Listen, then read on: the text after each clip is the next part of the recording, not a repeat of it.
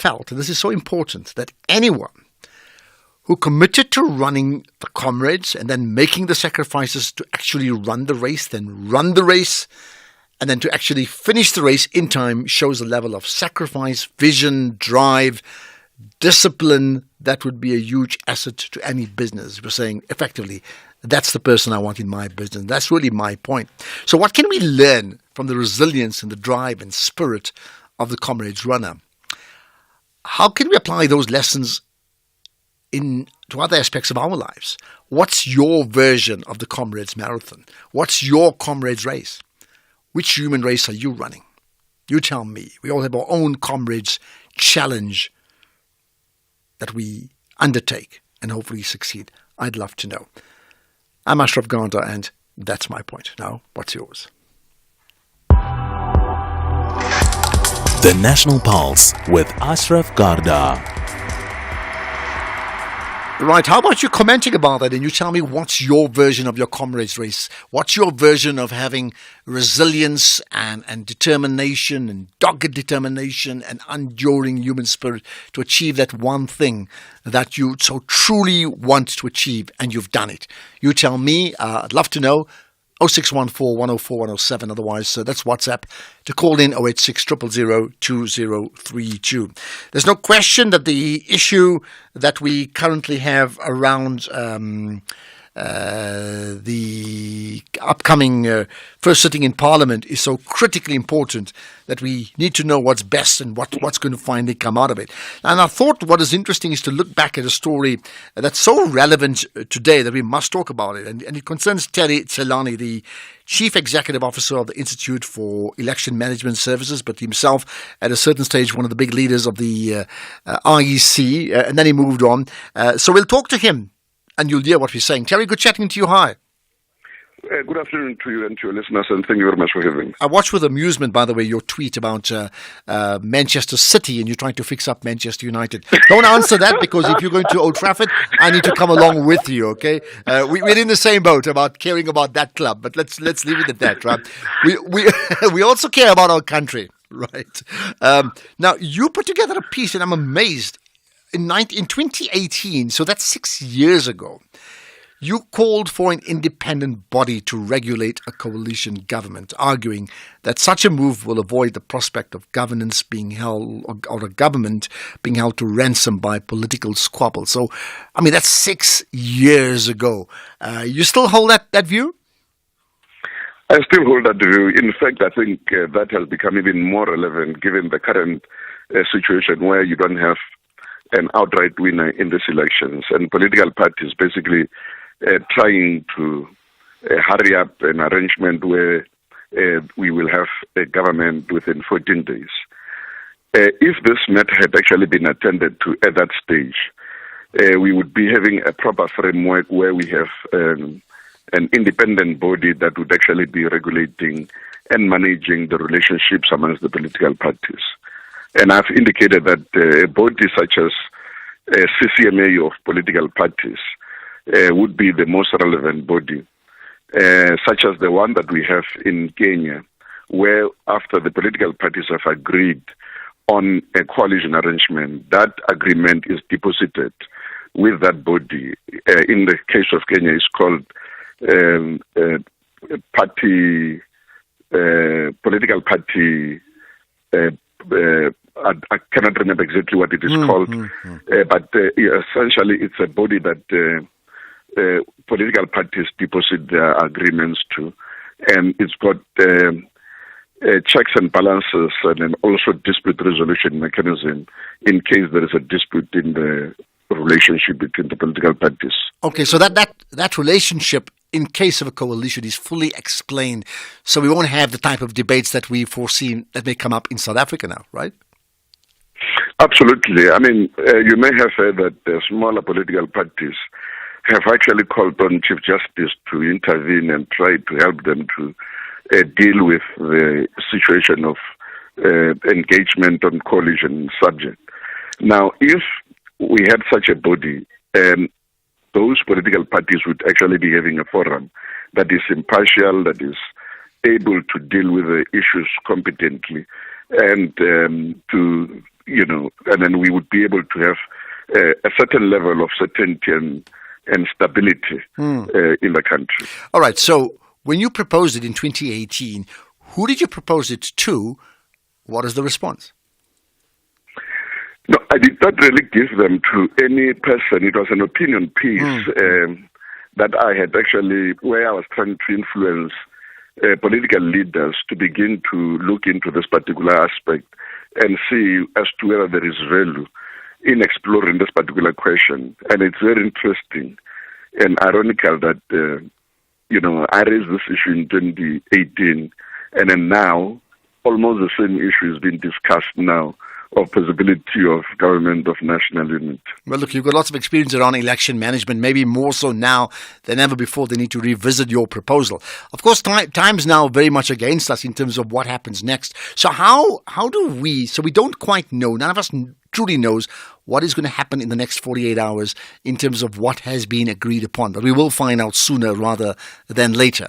The bigger issue is whatever's been agreed upon, if I understand your thoughts correctly, is it has to stick. There has to be a let's call it a code of conduct, a code of inter-party relationship that they will all sign up for as if they would sign a contract that they must stick with, right? How then do we do that now?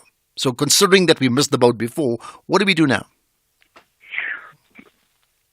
It is we are in a very difficult terrain, uncharted terrain. And I think whatever arrangement that the political parties would have, the only thing that would make that arrangement stable, because there's no legal framework, I would assume it would be the incentives and disincentives that would actually be in the agreement.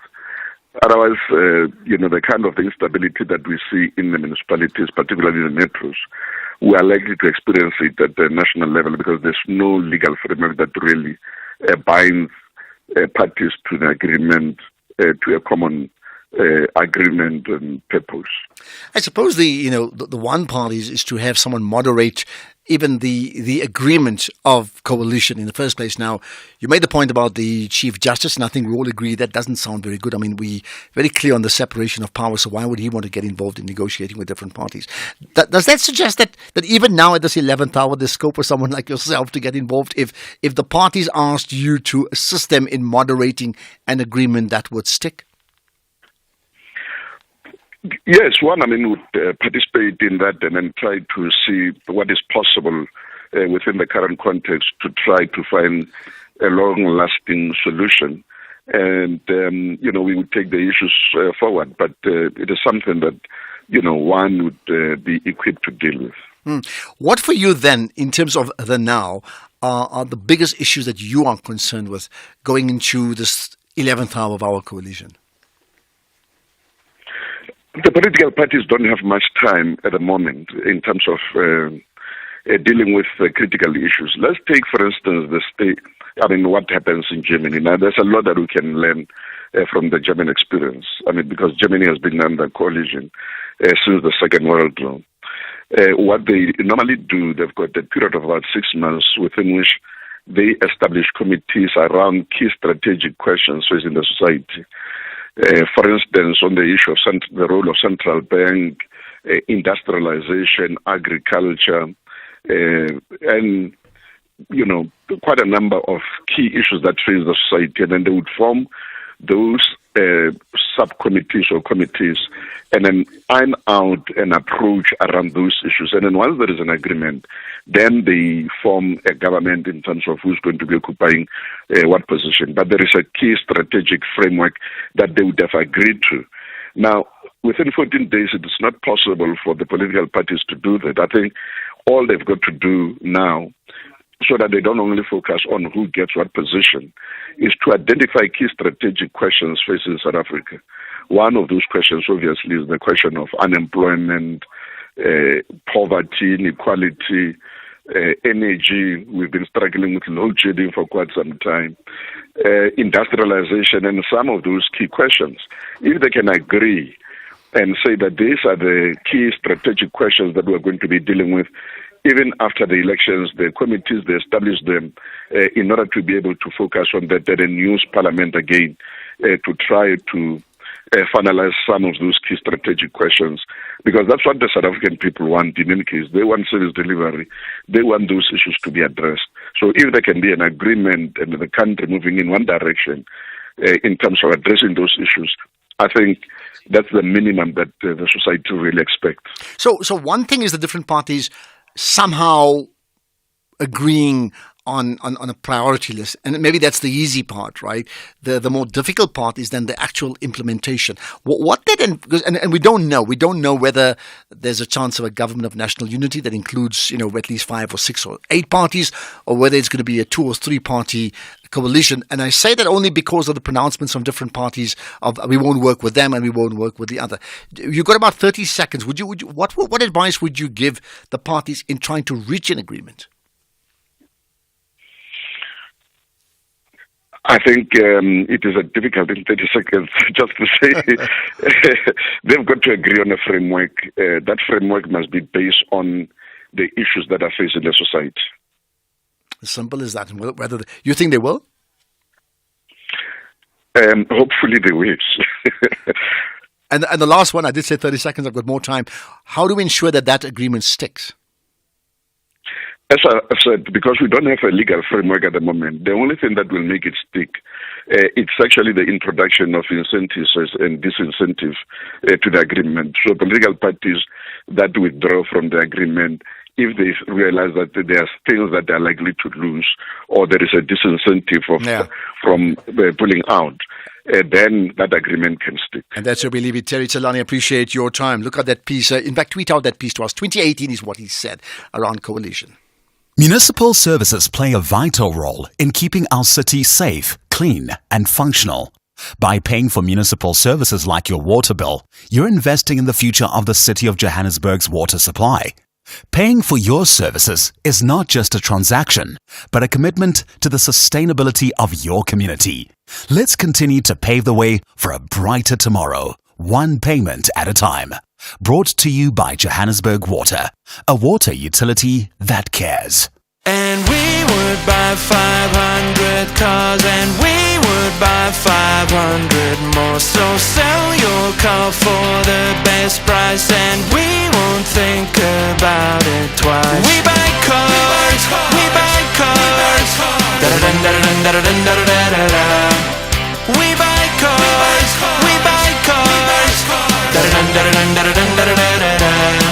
We Buy Cars, the easiest way to sell your car by far.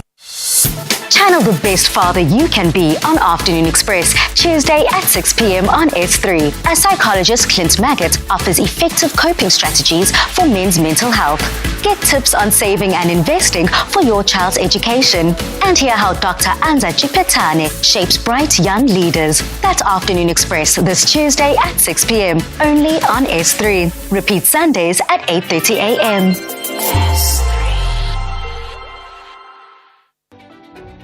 SAFM Sunrise with Stephen Grootes. William on the line from Cape Town about the situation in Khayelitsha. William, hi. Hello, Stephen. I've heard now the guys say there's no vehicles in Khayelitsha. He's lying. Why do you say That's that? not true. I'm staying in Cape Town, and the thing is that there's no visible policing. They're not doing their job. That's the problem. If you come over by Philippi, you see there is no traffic cops. I mean, they can deploy the people in the townships. People just do whatever they want, and you just see it's only in the township. There's no law and order. All right, William in Cape Town. No, I can hear your frustration. Thank you. SAFM Sunrise with Stephen Grootes, 6 to 9 a.m. The National Pulse with Ashraf Garda. Weekdays, 3 to 6 p.m. Tell you what, given Makusha always puts Pretoria on the map, listening to the National Pulse, great that you're doing that. So your tweet given and Vorasta, Makumela saying, listening, we are together from Ingwenani, right? Jamaica Street, that is. So thanks for putting us on the map, or putting that street on the map as well. Let's talk about a big issue in our Global Watch feature, which is the tragic news of the death of the Vice President of Malawi, that's Saulus Chilima, in a plane crash with 9 other people also dying, right? So, horrific story, and of course, any loss is just bad news no matter what, right? But the Malawian president, that's Lazarus Chakwera, well, he confirmed the passing away of his vice president, and then said so much more. So we thought, let's play back some of the sound of his speech from today. At 7:05 a.m. this morning, a Malawi Defense Force aircraft number MAF-TO3 left Mzuzu Airfield and landed at Kamuzu International Airport at 7:48 a.m. to carry the Honorable Vice President to Mzuzu to attend the funeral of former Attorney General and Minister of Justice, late Honorable Ralph Kasambala.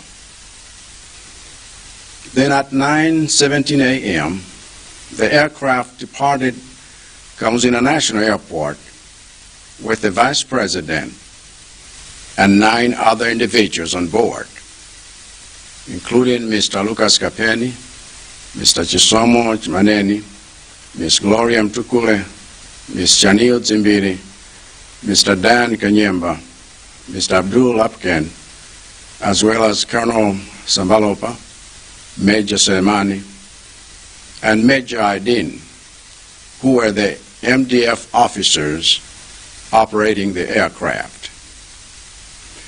However, upon arrival in Mzuzu, the pilot was unable to land the plane due to poor visibility occasioned by bad weather. And aviation authorities advised the aircraft to return to Lilongwe. But the authorities soon lost contact with the aircraft. The MDF commander contacted me immediately, and I ordered him to effect a search and rescue operation and to give me a report within 4 hours. That report was given to me at 3 p.m., and by that time, it had been established using signals from telecommunication towers in the area that the plane was located somewhere within a 10-kilometer radius of Raiplai, which has since become the area of focus for the MDF search and rescue operation. I know that some media outlets have reported that the search and rescue operations has been suspended, but this is false. MDF soldiers are still on the ground carrying out the search, and I have given strict orders that the operation should continue until the plane is found. I have also directed the MDF officials who are overseeing the operation to give you, everyone, regular updates on how the operation is going so that you can all be informed about the progress of establishing what happened to our loved ones, our colleagues, and our fellow compatriots who were on board that flight. I know that this is a heartbreaking situation. I know that we are all frightened and concerned. I too am concerned. But I want to assure you that I am sparing no available resource to find that plane. And I am holding on to every fiber of hope that we will find survivors. We have already contacted our neighboring countries, as well as development partners, including the U.S. government, the British government, the Norwegian government, and the Israeli government, who have all offered support in different forms, including the use of specialized technologies that will enhance our capacity to find the plane sooner. And I am most grateful for this support. Until I address you again, I ask you to use the MDF updates as an official source of information so that you are not misled by hearsay. And more than anything, I ask you to pray for those who are on board and for their families. But come what may, I assure you that God is with us and will see us through this dark tunnel, especially if we stick together and help each other. Well, that's the voice of the president of Malawi, Lazarus Chakwera. At that stage, still talking about a plane that they were hoping to find. As we now know, the plane was found, destroyed, damaged, and all the people on that plane, including the vice president of Malawi, Saulus Chilima, and 9 others, confirmed dead. Let's get the news headlines now with Madupi. Thank you very much, Ashraf, and a very good afternoon. In your headlines this hour, the Western Cape High Court has dismissed with costs an EFF application which sought a declaratory order paving the way for members of Parliament who've been physically manhandled by Parliament's protection services to sue for damages. Cell phone data shows that accused number 3 and number 5 were around the George Goch hostel in Joburg just after 5 p.m. the day Senzo Meyiwa was murdered. And the latest data by Stats SA shows that manufacturing production surprised on the upside due to reduced levels of load shedding. I'll be back with a full news update at 4. SAFM, guiding you through the rush hour traffic.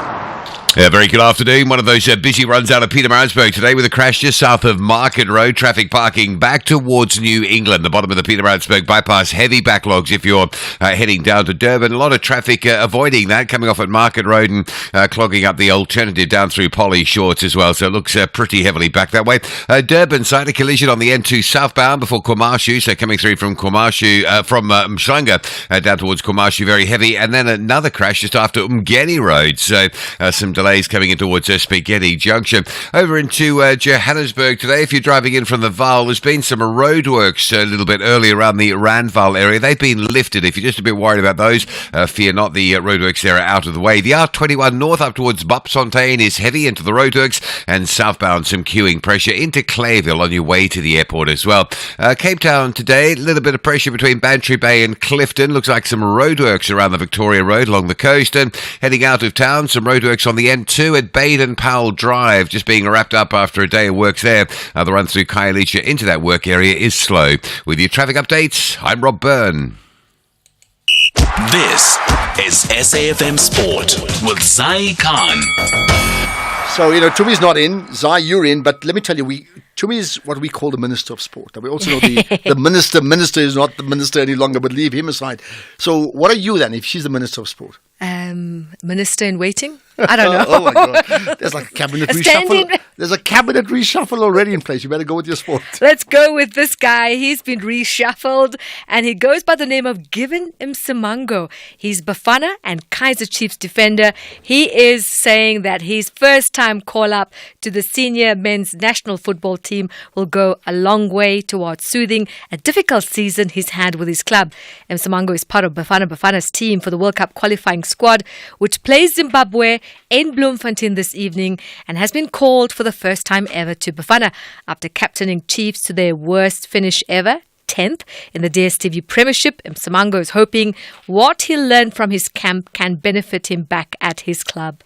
At the season filled with ups and downs, this national team call-up forms part of the ups, having to take this experience with me, having to grow with it and try and apply it to my parent club and get the success that it deserves. And for me to also improve as an individual, improve on my skills, because that's the only way you grow and learn as an individual. When you're surrounded by the best players in the country, they show you what it takes to play at such a level. So for me, it's just to, like I said, absorb as much as I can and go back and work hard on my game.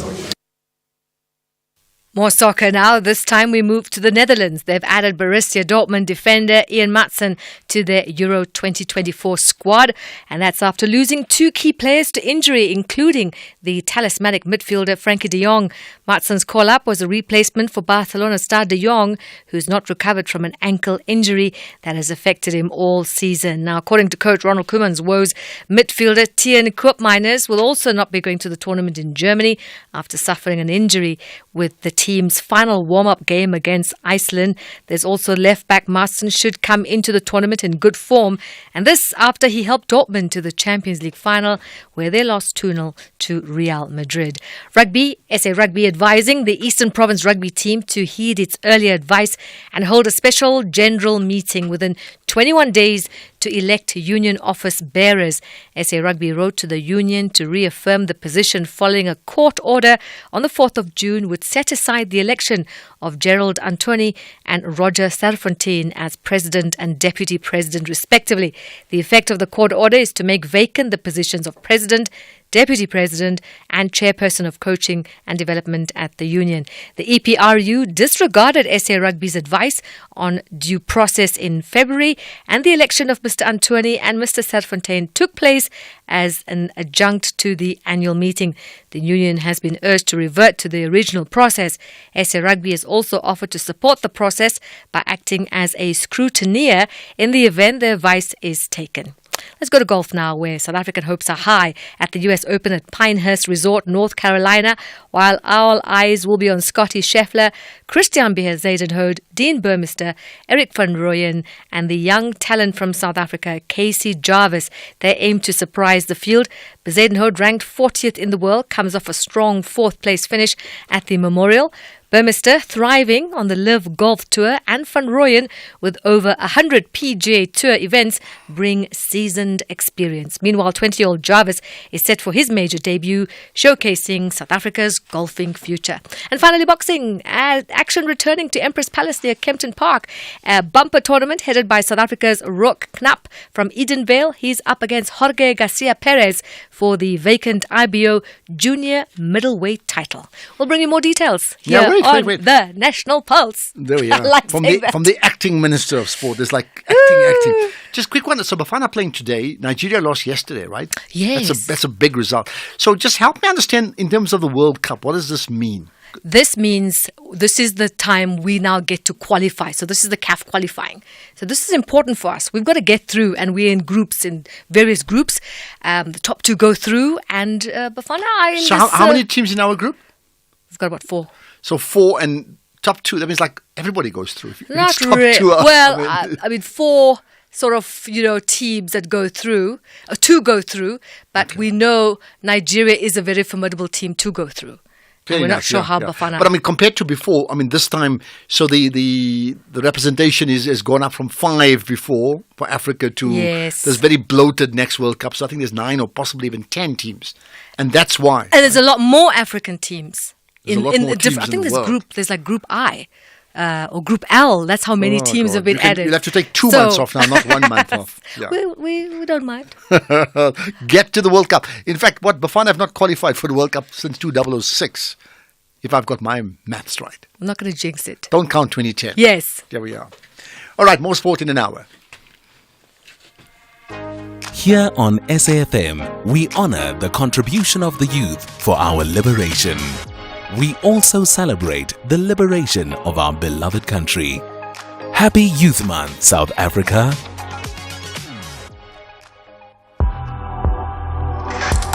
The National Pulse with Ashraf Garda.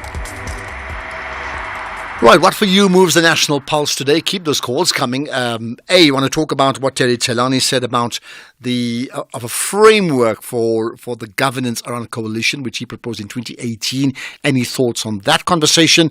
We'll chat to Prof. Sipo Siepe, in fact, coming up just now, about what he thinks may come out of the actual coalition GNU talks.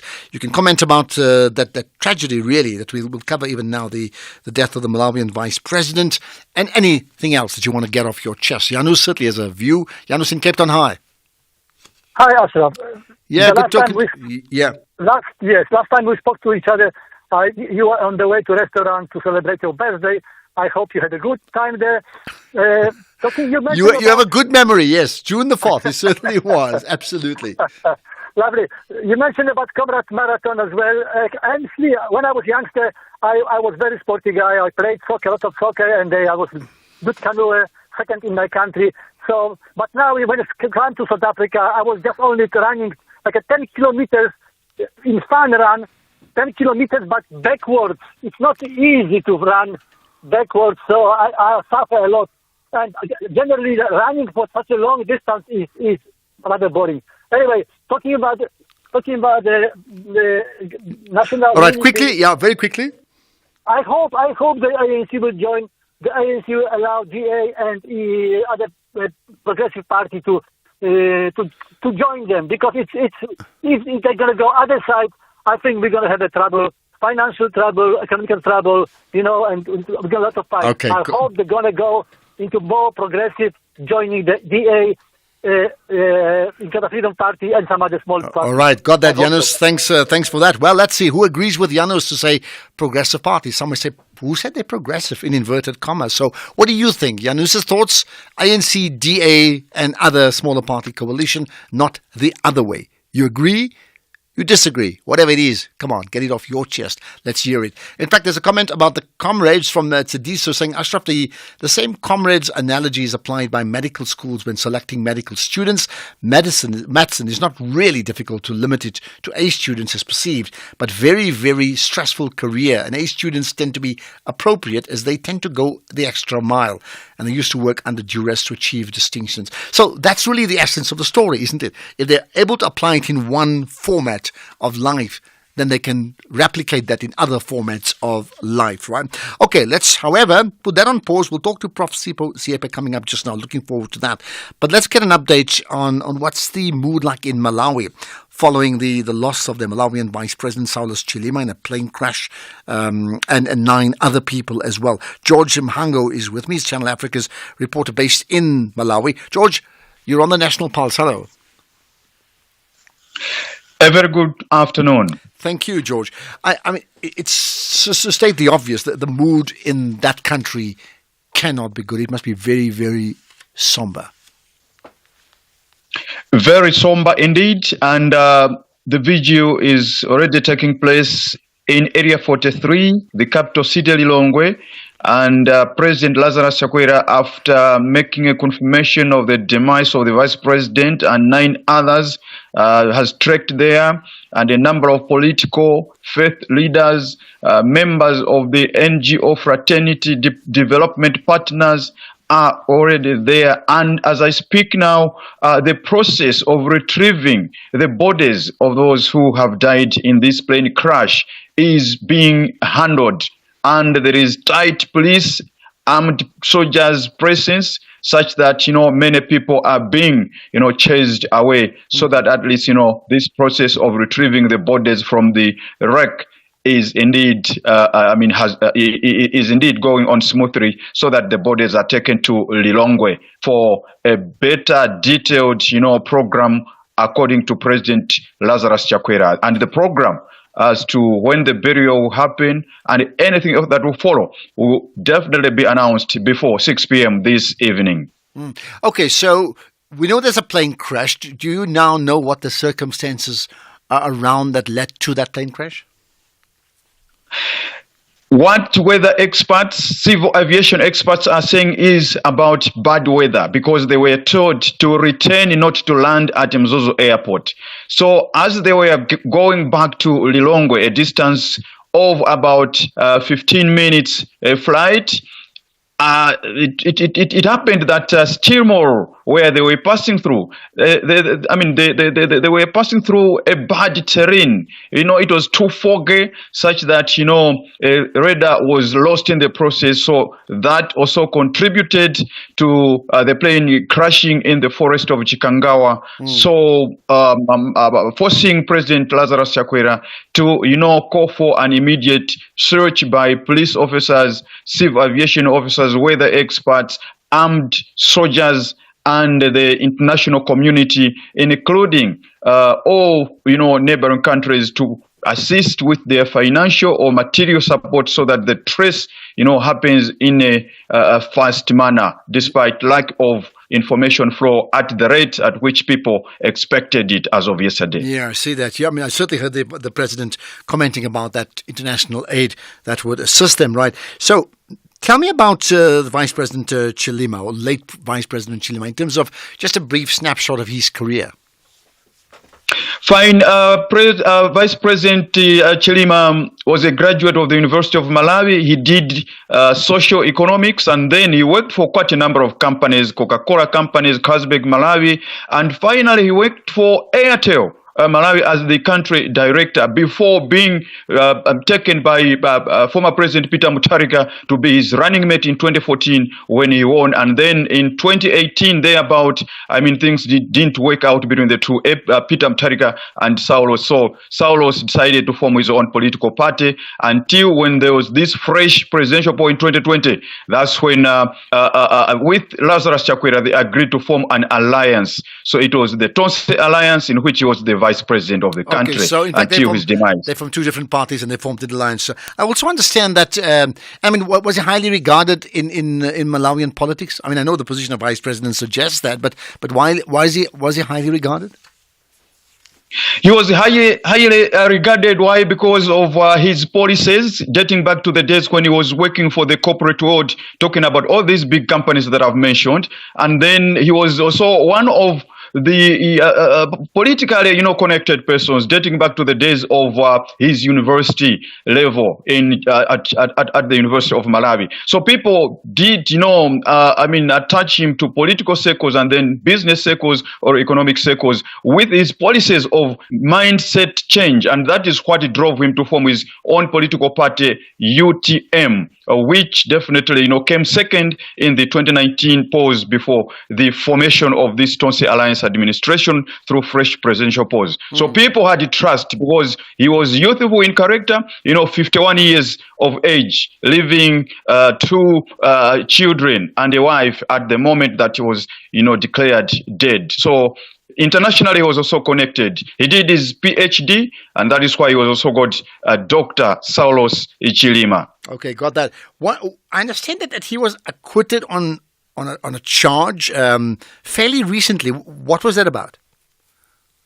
It was to do with him regarded to have abused his office as vice president during this current government, and secondly that he was aiding other business people to be given contracts within the government. So that is why he was arrested. That was in 2022, 1st June, and then because the Anti-Corruption Bureau investigated, his name appeared among the number of 84 people who were mentioned and submitted to President Lazarus Chakwera, and that is why President Lazarus Chakwera did indicate after firing him to say he is relieved of his duties, of delegatory duties, until investigations are conducted. So just this year, that's when the Anti-Corruption Bureau was told by the Director of Public Prosecutions to say that there is no evidence that Chilima has a hand in these corruption allegations and abuse of office. So he was reinstated on delegatory duties. And definitely he had just, the recent flight to Tanzania, where he represented the president, maybe just 3 weeks ago. Yes. Okay, and the last thing, so in the light of what you said, I remember at the moment when we found out, it was about 5:45, 5:45 South African time yesterday, that the plane was missing. When I first found out, immediately there were lots of suspicions around, literally a vice president being bumped off in the light of what you said. Has that been discounted completely? It hasn't been discounted per se, but questions have been, asked by different people, even his political party, United Transformation Movement, where they also complained about lack of information flow, and two, as to why was there a delay in announcing that the vice president's plane is missing? Because the announcement came at around to 5, but the plane went missing at around 10:02 in the morning hours. So that left a lot to be desired until now, when the president, confirmed close to after midday today. But his last talk about the incident as president of the country, Lazarus Chakwera, made it at 11 p.m. last night, where he said that he's deployed soldiers, police officers to mount search a quick mention also was also made on the partners that have partnered Malawi at this trying moment. Yes. All right, let's leave it at that. George Mhango, the Channel Africa reporter based in Malawi. I'm pretty certain, Georgia, we need to follow that story and track it, not just today, but in the days that follow. And appreciate your input today on certainly a very sad day for the people of Malawi, following the passing away of the Malawian Vice President Saulus Chilima. Right, we'll get further comments on that. Feel free to just add your thoughts, calls, WhatsApp, text, tweet out using the hashtag The National Pulse. We'll take all of that, whatever it is that moves the National Pulse, including South Africa's coalition or GNU talks. You're listening to the National Pulse on SAFM. What are your thoughts about coalition choices? We said we are open to talk to everybody, including the MK party. And it's very difficult to talk to people there because when you talk to them, they tell you that they are still waiting for Ubaba. Anyone seen Ubaba. Have you seen him?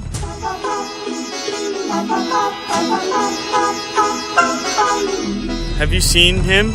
And Ubaba gatholakala. Ashraf Garda on SAFM. I'll tell you what, whether I meet people in person, whether I go to a supermarket, whether I'm checking something out on Twitter, whether I'm in a family WhatsApp group, the one question I'm being asked is like, so what's going to happen regarding the coalition or GNU? Like, what is going to happen on Friday? I don't have the answers, so I thought I'd get someone who's got an absolute insider knowledge. So I've been told, I don't know. Professor Sipho Siepe is a political commentator. Appreciate you giving off your time. Thanks for joining us on the National Pulse. Thank you for inviting me. Thank you. Now, we've got two things. Either you know the complete inside story and you tell us exactly what's going to happen, or you don't know and then you can speculate. Either way, we want to know the story from you. So let's start with the first one. Do you know? No, I don't think anybody, unless if you are inside the ANC, will know. Okay. What I know is that democracy is an experiment. And as an experiment, there are times when things work out and when they don't work out. The ANC has always been a leader of society, and that has been almost affirmed for the last 8 years by the fact that when it came to elections, the ANC was really sure of winning.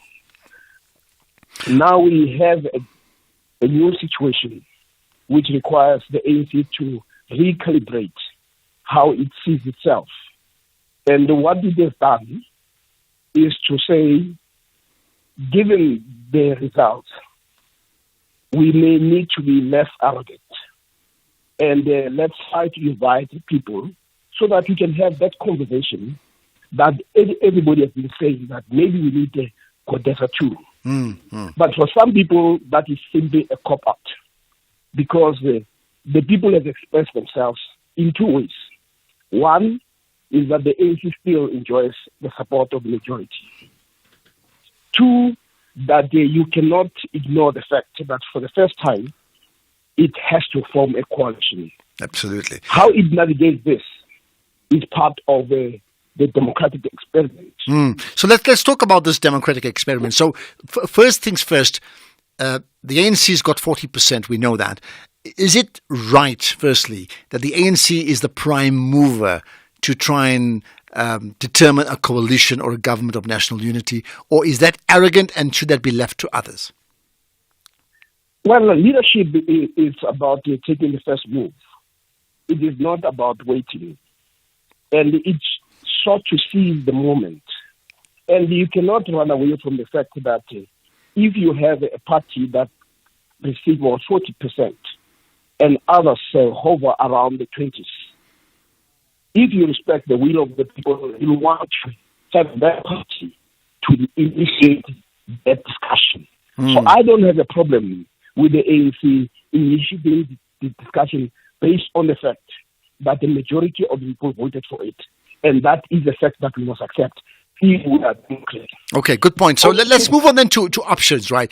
So in terms of, whether, and I'm going to use the words interchangeably, GNU or coalition, interesting things. One, within the ANC, there's already been a huge call to say don't do any business with the DA. Then you had the DA effectively saying they don't want to do any business with the EFF as well as MK. MK are saying the same thing about the ANC, and MK are saying the same thing about the DA as well.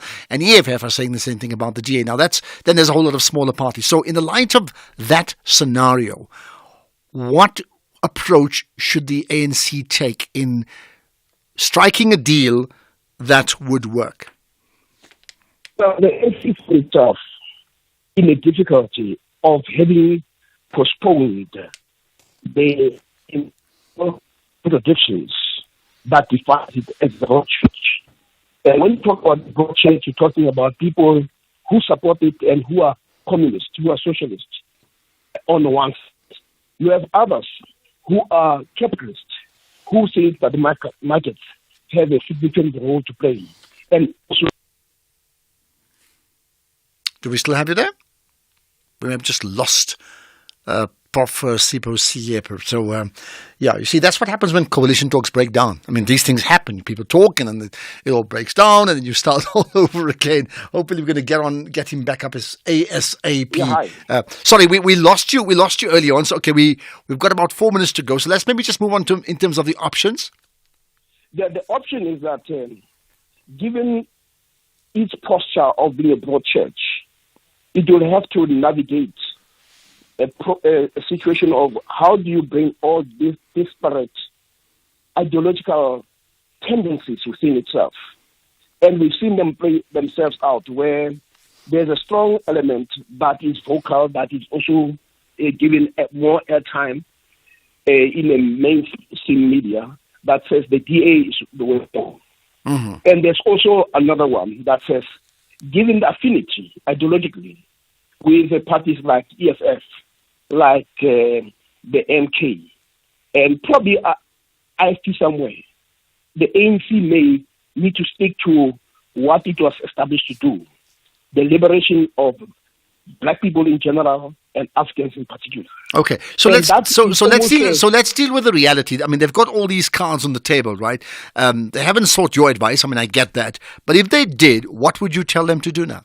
Well, I don't even think that I would like to tell them anything. But what I can tell you is that I think they are going to move more towards working with the DA to the chagrin of the COSATU and SACP, who have made it very clear that the DA has always taken positions and policy postures that are anti the position that they take. The workerist posture, the posture on the so-called transformative policies like affirmative action. Yeah. And they're also saying, look at how it has treated some of the black minds that tempered and worked with the DA. Okay, but this is an anti-black organization. All right. So in the light of what you've said, right, and you've just repeated what some of the people within the ANC have said, you're still suggesting the ANC will do business with the DA. Why are you so confident that they'll go the DA route? Because you have many in the ANC of the ANC who have benefited largely from the post-1994 dispensation. And many of them have been co-opted into boards of companies. And my argument is that when you have white capital or capital inviting you to serve on a board, they're not inviting you to advance their revolution. They invite you to frustrate the revolution. And depending on the numbers in the NEC, which I think is more pro-capital, it is likely that the NEC may take that route. But that is different from the branches, because the branches have already spoken. The outcome of elections are very clear that there is the ANC is giving a mandate to say you need to fast-track transformation. You need to make sure that the marginalized feel incorporated, that there is hope for them. At the moment, they are saying we are not happy with the path that you've chosen for the last 30 years. Okay, so we got 30 seconds to answer this. If the ANC goes the route of the DA, what's likely to happen? If the ANC doesn't go the route of the DA, what are they likely to do? But you got 30 seconds to answer that. If it goes through the route of the DA, as Matthew Porter says, that may spell the end of the ANC. Oliver Tambo is quoted as saying, if you spend most of your time with people who appear to be the enemy, don't be surprised when people see you as an enemy. And if you talk about a black coalition led, then you're going to have a possibility where the ANC will go back to accepting the policy decisions that it has taken and implementing those, and then win the majority vote. Okay, well, there you are. But as you quite rightfully said, Prof. Sipho Siepe, you don't want to be part of those negotiations. I certainly don't want to be part of it either, but I'd love to report on it ASAP. Thank you for your time. Much appreciated. And there we are. That deadline comes up on, well, it has to be early because Friday is the day, right? Friday is the day when, in that first sitting of Parliament for the 7th administration, if we don't know it before that, we'll definitely know it at that time. Let's get the news now. It's 4 o'clock. Here's Madupi.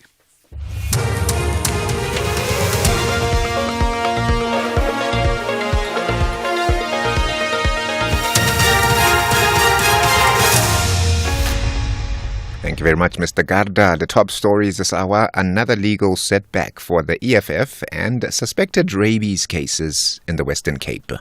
A very good afternoon. The Western Cape High Court has dismissed with costs an EFF application which sought a declaratory order paving the way for members of Parliament who've been physically manhandled by Parliament's protection services to sue for damages. The EFF brought the application in April. They allege that they were violently removed from the 2015 and 2017 sonars in a manner that was unlawful and unconstitutional. However, a 19-page judgment by Judge Derek Vellis found, amongst other things, that there was no evidence of gratuitous violence. Kenny Maphanga reports. The court, upon examining the evidence brought by the EFF on the 2015 and 2017 sonars, concluded that in both instances the EFF intended to disrupt proceedings, and despite rulings prohibiting such, the disruptions continued. The court further found that from the material before the court, there was no evidence supporting the EFF's allegation that the speaker or any one of the respondents ordered them to be injured in any manner. Kani Maphanga, SABC News, Johannesburg. Cell phone data shows that accused number 3 Mthobisi Ncube and accused number 5 Fisogo Hlantuli were around the George Goch hostel in Joburg just after 5 p.m. the day that Senzo Meyiwa was murdered. That is according to Vodacom's forensic supervisor Pinky Vaithilingam in the High Court in Pretoria. Meyiwa was shot and killed in October 2014 in Vosloorus on Gauteng's East Rand. Ncube and Ntuli are part of the 5 accused on trial for the murder.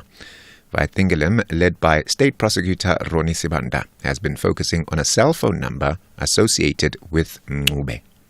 At 1739, yes, it picks up a tower at Benrose. That's correct. Accused number 5, through his advocate, told this court that around about that time, accused number 3 and number 5, they were at the vicinity of George Koch Hostel. Does this tower location reflect that version? Yes, it's in the vicinity of the hostel.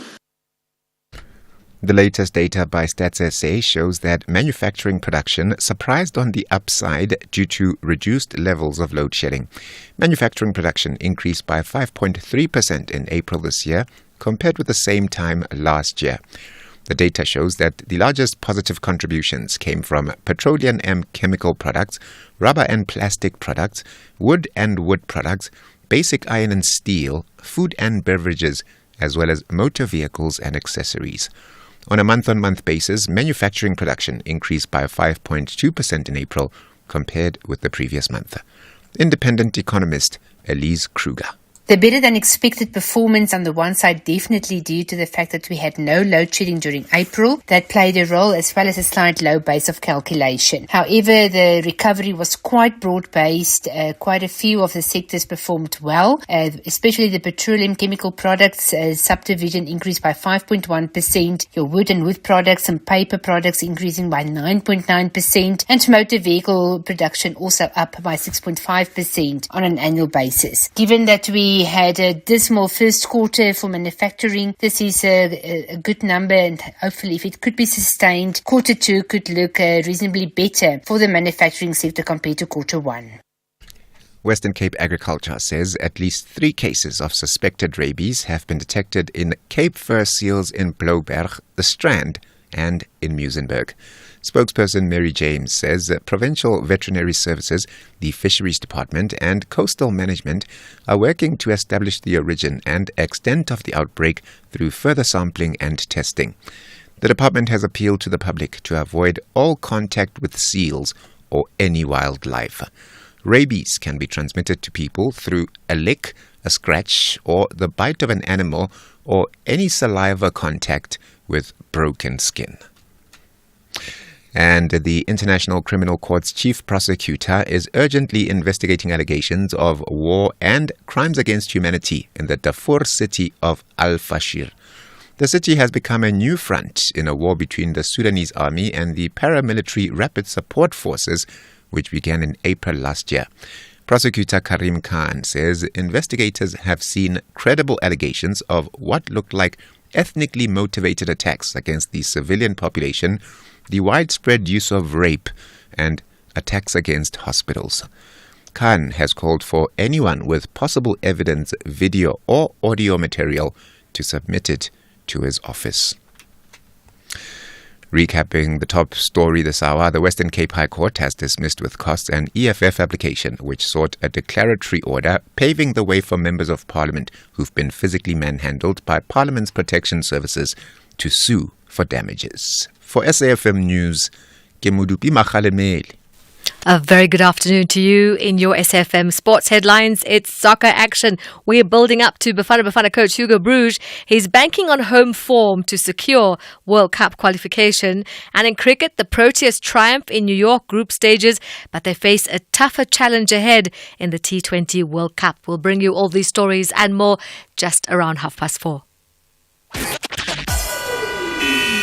SAFM, guiding you through the rush hour traffic.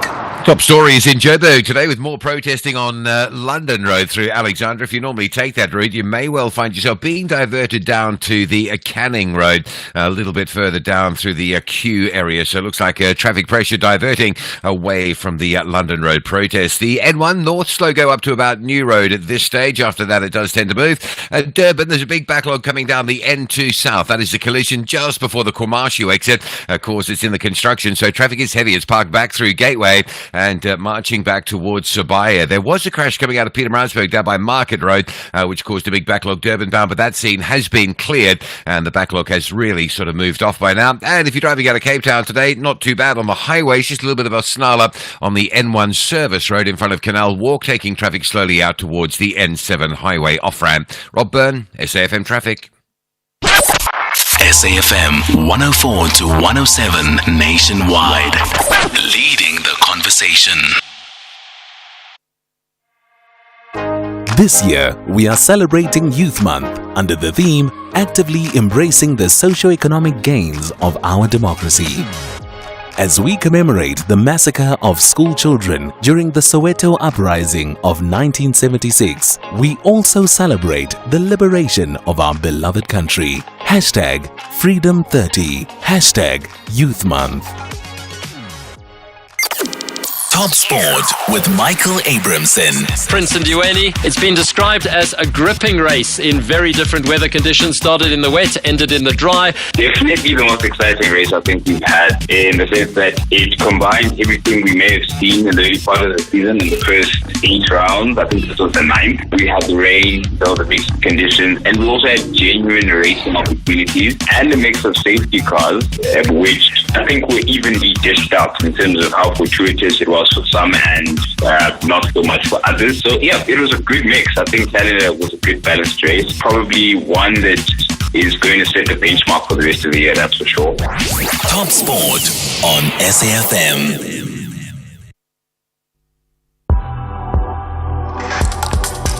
The National Pulse with Ashraf Garda on SAFM. You're listening to the National Pulse, weekdays 3 to 6 p.m. So here's a question. What moves the National Pulse today? What is it? What do you think? Certainly feel free to just add your thoughts in WhatsApp, voice note or text form 0614 104 107. Otherwise, you can call in 086 000 2032. Certainly hoping that Bafana does win when they play later on today. It's absolutely imperative that our national football team does really well. But clearly, there are other issues that really drives the National Pulse. One of them is that election that needs to be resolved in some or the other come Friday, because we actually have that first sitting in Parliament right now. While you consider all of that, and I will get to any of your calls, many people want to comment, I will certainly do that and look at your WhatsApp comments as well in just a moment. I see someone saying it's a whole chess scenario, which I think I agree, it is chess with who gets checkmate and what does checkmate really mean? Do you win at the expense of others? Something to consider. Okay, let's talk about water. If lights or electricity is one of the big power problems in our country, and therefore load shedding is so much a part of our lives for good or for bad, then what about water? Increasingly so in many parts of South Africa's municipalities, the water issues are a huge concern. In terms of shortage of water, interruptions of water, no water at all, and then water being unclean. All those combinations really should be a cause for concern for you, right? Now, if you're in the Gauteng area, or the greater Johannesburg area, well, you'd be very concerned about this, I would think. Rand Water now confirming that they will be embarking on a 37-day maintenance regime that will see days-long water disruptions hitting parts of the Gauteng region, so Joburg and greater Gauteng, right? According to Rand Water, it will be embarking on this extensive proactive maintenance of its infrastructure from the 22nd of June to the 29th of July. And of course, it's this year, so you don't have time to pause, okay? Let's try and understand it. I think immediately my response would be like frustration, but is there light at the end of that tunnel? Makenosi Maru is the Rand Water spokesperson. Good day to you, Makenosi. You're live on the National Pulse. Hello. Thank you. Thank you for the opportunity to clarify exactly what you mean by the planned maintenance. Okay, so I mean, my initial thought is like, if there's any disruptions, actually in the area that I live in, the northern suburbs of Joburg, we're getting disruptions every day anyway. So what is this? What's different about this one? So what we are undertaking, it's an extensive proactive maintenance project of our infrastructure and assets. We're starting on the 22nd of June up until the 29th. However, just to clarify, we're not intending not to have water from the 22nd up until the 29th of July.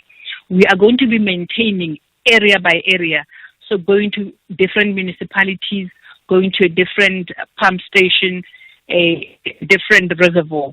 For example, on the 22nd of June, when we start with the project, we are going to be in Mohale City, so only Bosasa flats will be impacted. And when we say impacted, we are still going to be pumping, but we'll be pumping at a less percentage. It will be at 50%. At other areas, we'll be pumping at 67%. So we're starting on the 22nd, and then we move area by area. And in between, there will be breaks so that the reservoirs can recover. Okay, so to confirm, I think your point is that it's maintenance driven, right? And if I have to look at the example of the power load shedding thing, I mean, this is not as severe as that, right? So it's maintenance driven, which means I think the big issue for anybody listening is how many hours in their area would be affected over the month-long period you talk about. It will differ area by area. Others it will be 8 hours. In other areas, it will be 40 hours. But what we mean by that 40 hours, there will still be water, but the pressure will be low obviously, for example, at one of the, okay, let's say for Palmit on the 29th of July, we'll be reducing the pumping to 76%. So there will still be water, and it will be for a few hours. If in a case where it's longer, one of the areas it will be on the 26th of July, various municipalities will be impacted. We will still be pumping to Mapleton. We have arranged with municipalities to fill up their reservoirs. As I'm indicating, Ashraf, we are not maintaining from the 22nd up until the 29th, meaning people will not have water. We are moving, for example, we move into Ekurhuleni. From Ekurhuleni, we go to Johannesburg. From Johannesburg, we go to Tembisilahani in Mpumalanga. So we go to different municipalities when we do the maintenance. Okay, and I think that's important because, I mean, let's be fair, when we are critical of the power utility in terms of lights or energy, one of the issues that's come through is the lack of maintenance over a long period of time that's ensured that so many of these important power supplies fall into disrepair and therefore inability to turn power, and then we have load shedding. So you're effectively being very proactive, so I get that, right? Absolutely. What we're doing, we're trying to preserve the quality and integrity and the lifespan of the water infrastructure so that we are able to supply water in the long run for the future generations. So it's crucial that we undertake this project. And like we're saying, it's extensive, hence we are communicating, and we are saying we're still going to be supplying water to municipalities. And we have given them ample time in terms of notice. We give them 21 days notice period, so that they can come up with plans should there be challenges. But we don't anticipate any challenges. So let's take a typical household, right? In a city, whether it's the Johannesburg region or Ekurhuleni, in that 37-day period, like you've mentioned, it's not a case that there'll be no water. It will be there'll be throttled water, if I can understand that, right? But over that period of 37 days, how many days of the 37 days will one household on average be affected? Let me show you, for example, I'm talking about Johannesburg. Yeah. It would be on the 24th. It would be on the 27th. And then from there, there's nothing happening. It will be on the 1st of July. And then we move again. It will be on the 15th of July. And then the 19th of July. And then the last one is on the 29th of July. Okay, so approximately on 6 occasions, 6 days in the 37 days, a house will be affected. Still, there'll be water. There'll just be less water, but it's not a case they'll be out of water for 37 days. I mean, getting clarity on that. Absolutely correct. Okay. Anything else you want to tell us about this? I mean, you said it'll be widely shared because, I mean, I think people need to know about this, right? How can we get the information, and what else would you like to tell us?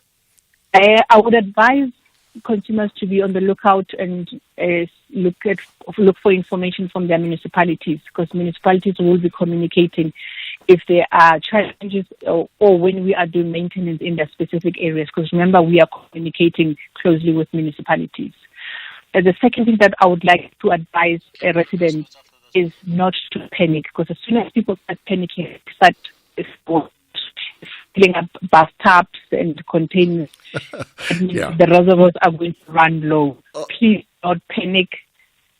There will be water during the maintenance process. I'm glad you said that, so I can quote you when I have supper with my family today. Don't panic. Don't buy hundreds and thousands of water bottles and that sort of thing, right?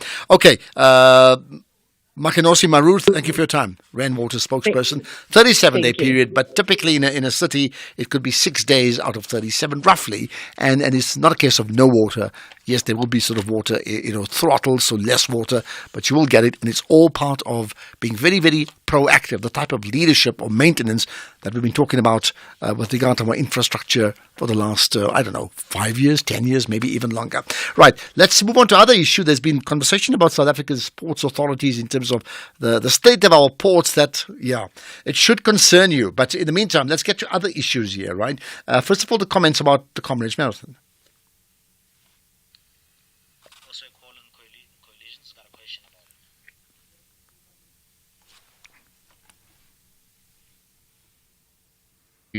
Run the Comrades Marathon. It shows you absolute South African spirit and camaraderie, and just humanity in South Africans, and it gives you a perspective on what people are about.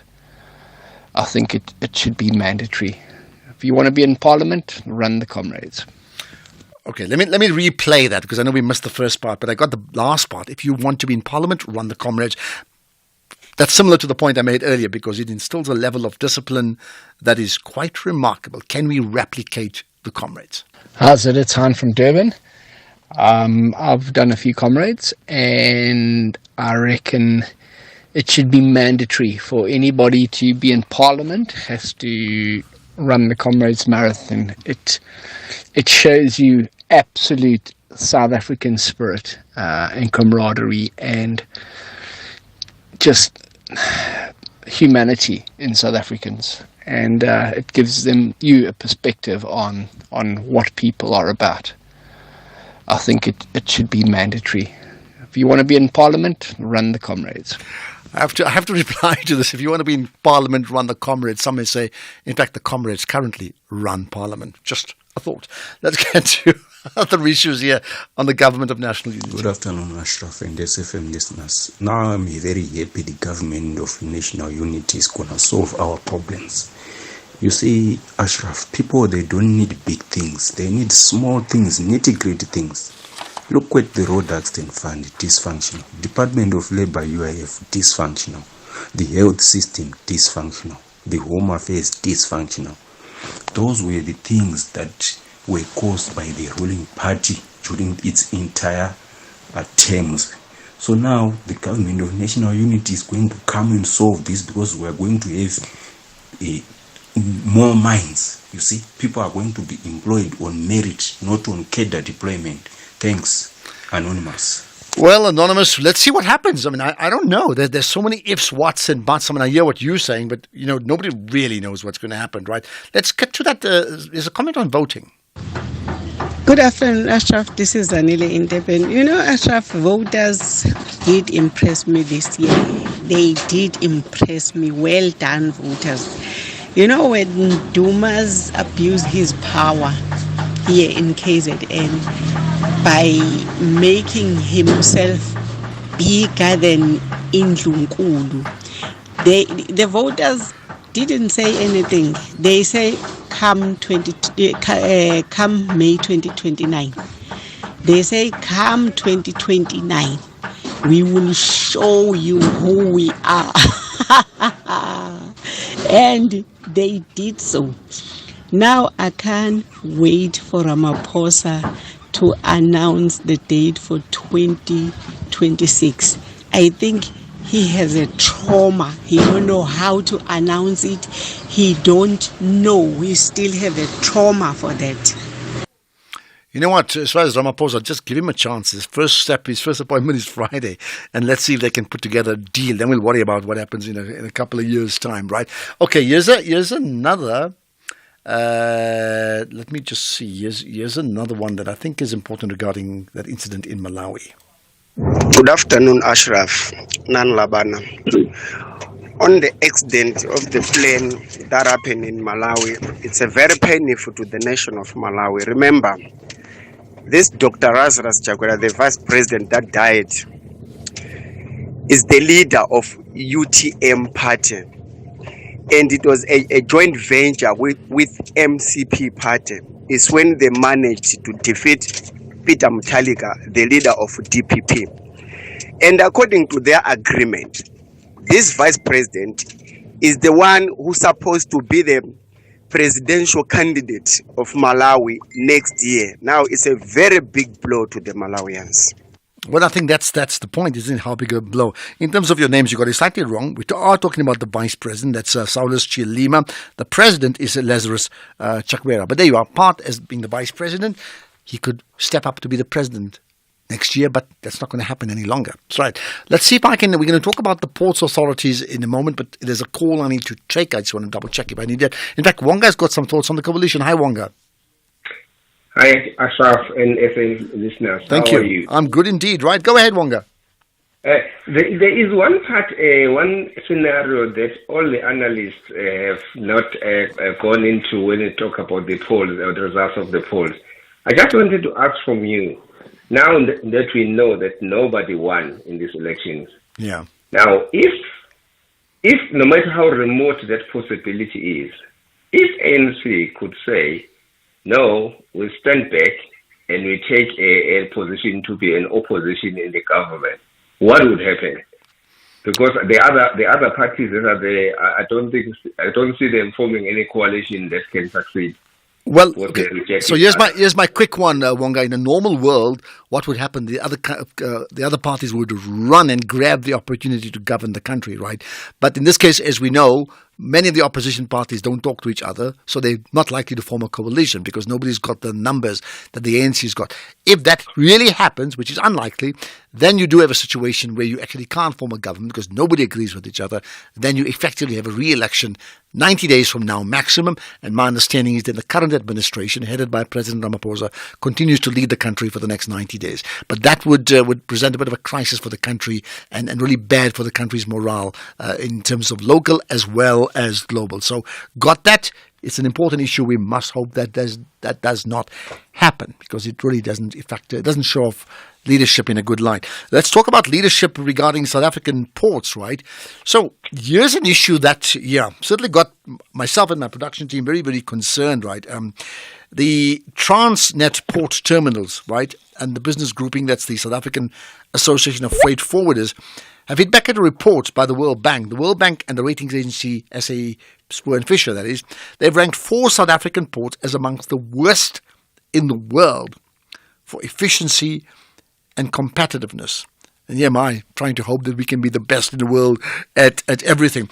Let's understand, what does this really mean? With me is Mike Walven. Have I got that right, Mike? Chairperson of the Cape Town Port Liaison. Mike, I appreciate your time. You're live on the National Pulse. Yeah, thank you. Very close. It's whirlwind, actually, but no problem. Well, the problem is wind doesn't suit the fact that we're losing. If I get this story right here today, right, about the ports issues. Are you as concerned as I am about just being rated amongst the worst in the world? Yeah, we are. We've been concerned, actually, about this for quite a long time because it arose last year in the last World Bank report. And there we were rated slightly higher, but not by much. And this time right at the bottom now. I must say up front that I think there are problems with the rating system they use and with the way they score it. But nevertheless, we are not in good shape and we should be a lot better than that. How do they, in terms of when these ports are rated, and I don't mean to go through the whole detail, but essentially what are the issues they look for? Yeah, they look for, I think, essentially efficiency. Now, in my mind, that talks to productivity, and that's all about the number of containers or the tonnage of cargo that you can handle over a period of time. And that's been declining in this country, and that for me is the biggest issue we have. Why do you think it's been declining? What has happened? Yeah, there are a number of reasons. I think the prime ones, first and foremost, are lack of investment in new infrastructure, which has been delayed and not happened. And secondly, maintenance of existing infrastructure, which hasn't been done and becomes more and more difficult when you've got nothing to replace it with. And then thirdly, there's a people angle to this. Now, you may recall that the last CEO of Transnet had a plan where she retrenched, voluntary retrenchment, about 750 fairly skilled and experienced people. And that had a fairly natural effect on the skill pool available in Transnet. So all of that put together didn't make for a happy situation. And I take it, clearly when you talk about containers, you are talking about business-driven visits to our ports. That's why it's so critical, because if that's problematic, that has a knock-off effect on our business and our trade, right? For sure. It does. And it does a lot of other things. We, for example, used to be known as a place where there were reliable ports. And became what I would call the first, so that vessels cargo came from wherever they were coming to here directly. They didn't stop somewhere else on the way. That's fallen away now. We are now a second or third tier destination. Yeah, vessels transshipping cargo taking longer to get here, and ultimately the cost higher, and the cost is even worse because of the sort of just-in-time concept. They don't even get it. the cargoes. So here's the last thing. Which are the ports we're referring to? And then you can answer this in one go. Yeah, what needs to be done to ensure they get off that very, very embarrassing low base? Mm. Okay, well, there are three main ports, obviously, that are implicated in this. In fact, the one on the very bottom of that list is Cape Town, as things stand at the moment. And just above it are Durban and all of those are similar crisis points. And they all need investment. To give you an example, Cape Town Port, for the last week or so, has been operating with only, let me just check this figure, with only 5 out of its 9 main container cranes. Now, you can't operate a port efficiently like that. This can't be done. Okay. It's also short of other equipment, and you'll find similar patterns across those other two. All right. So I see in Cape Town, you said bottom of the list from 405 ports in the world. I cannot believe it, right? But here's the last thing to you. So ultimate responsibility for the state of our ports and ultimate responsibility for raising the levels then falls to who? Well, Transnet is an SOE, state-owned enterprise, and so from that point of view, the responsibility lies with government. We've been saying for a long time now that we have to think about public-private partnerships. We have to think about private partners, and I stress that word. I'm not talking about privatization, but they need partners in these ports who will invest in them, who will then bring them up to the terminals in the ports, bring them up to the standard they need to be at. And that seems to be something that is taking a long time, where our government has accepted the need to look into this. They've actually signed an agreement with a fairly major port operator for the Terminal 2 in Durban, which is the big one. But it seems to have stalled there. Whether that's because there are worries about the unions or other internal worries, I do not know. I suppose after this election we'll find out better. Okay, well, there you are. I'm concerned. You should be concerned. Some may say, well, no problem with the ports. We'll just go by plane. But then we have a problem with SAA as well. Mike, and really, I'm an optimist. I really love my country. I'm just putting it out there.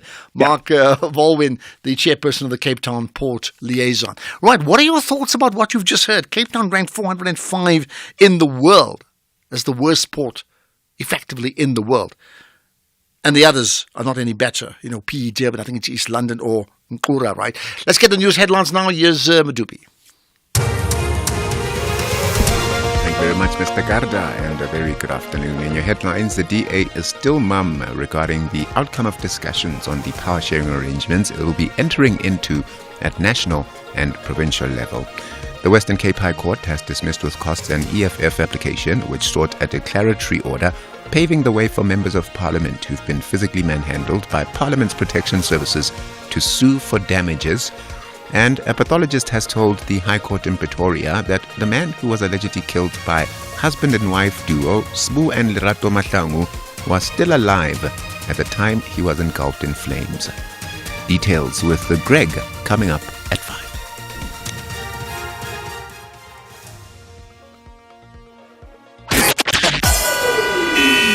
SAFM, guiding you through the rush hour traffic.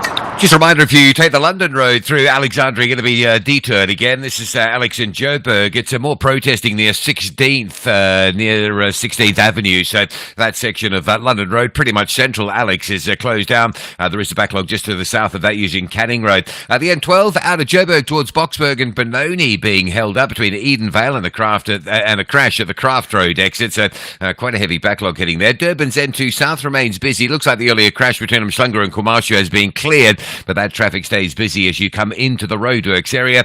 Cape Town today, bit of traffic on the N2, Nelson Mandela Boulevard out to Hospital Bend, and then slow to about Bunga Avenue before it eases up. And quite a backlog already on AZ Berman going into Mitchell's Plain from the R300. That's going to prevent a free flow of traffic coming off the R300 onto effectively the Stock Road exit to turn into AZ Berman. That traffic was queuing heavily right back from Delft until about well after 7 p.m. last night. If you're going to Mitchell's Plain using the R300, delays are building heavily again today. Rob Byrne, SAFM Traffic. This is SAFM Sport with Zai Khan. our acting Minister of Sport. That's her words, not mine. Zai, go ahead. Yes, let's go to it. We'll go with Bafana coach Hugo Bruges. He's definitely not acting. He says he's confident the team can qualify for the 2026 FIFA World Cup if they secure all their home matches in the group stage qualifiers. South Africa is set to face tough competition, including a strong Zimbabwe team tonight at 6 p.m. is the kickoff. Coach Bruges acknowledging the challenge. I changed the team also.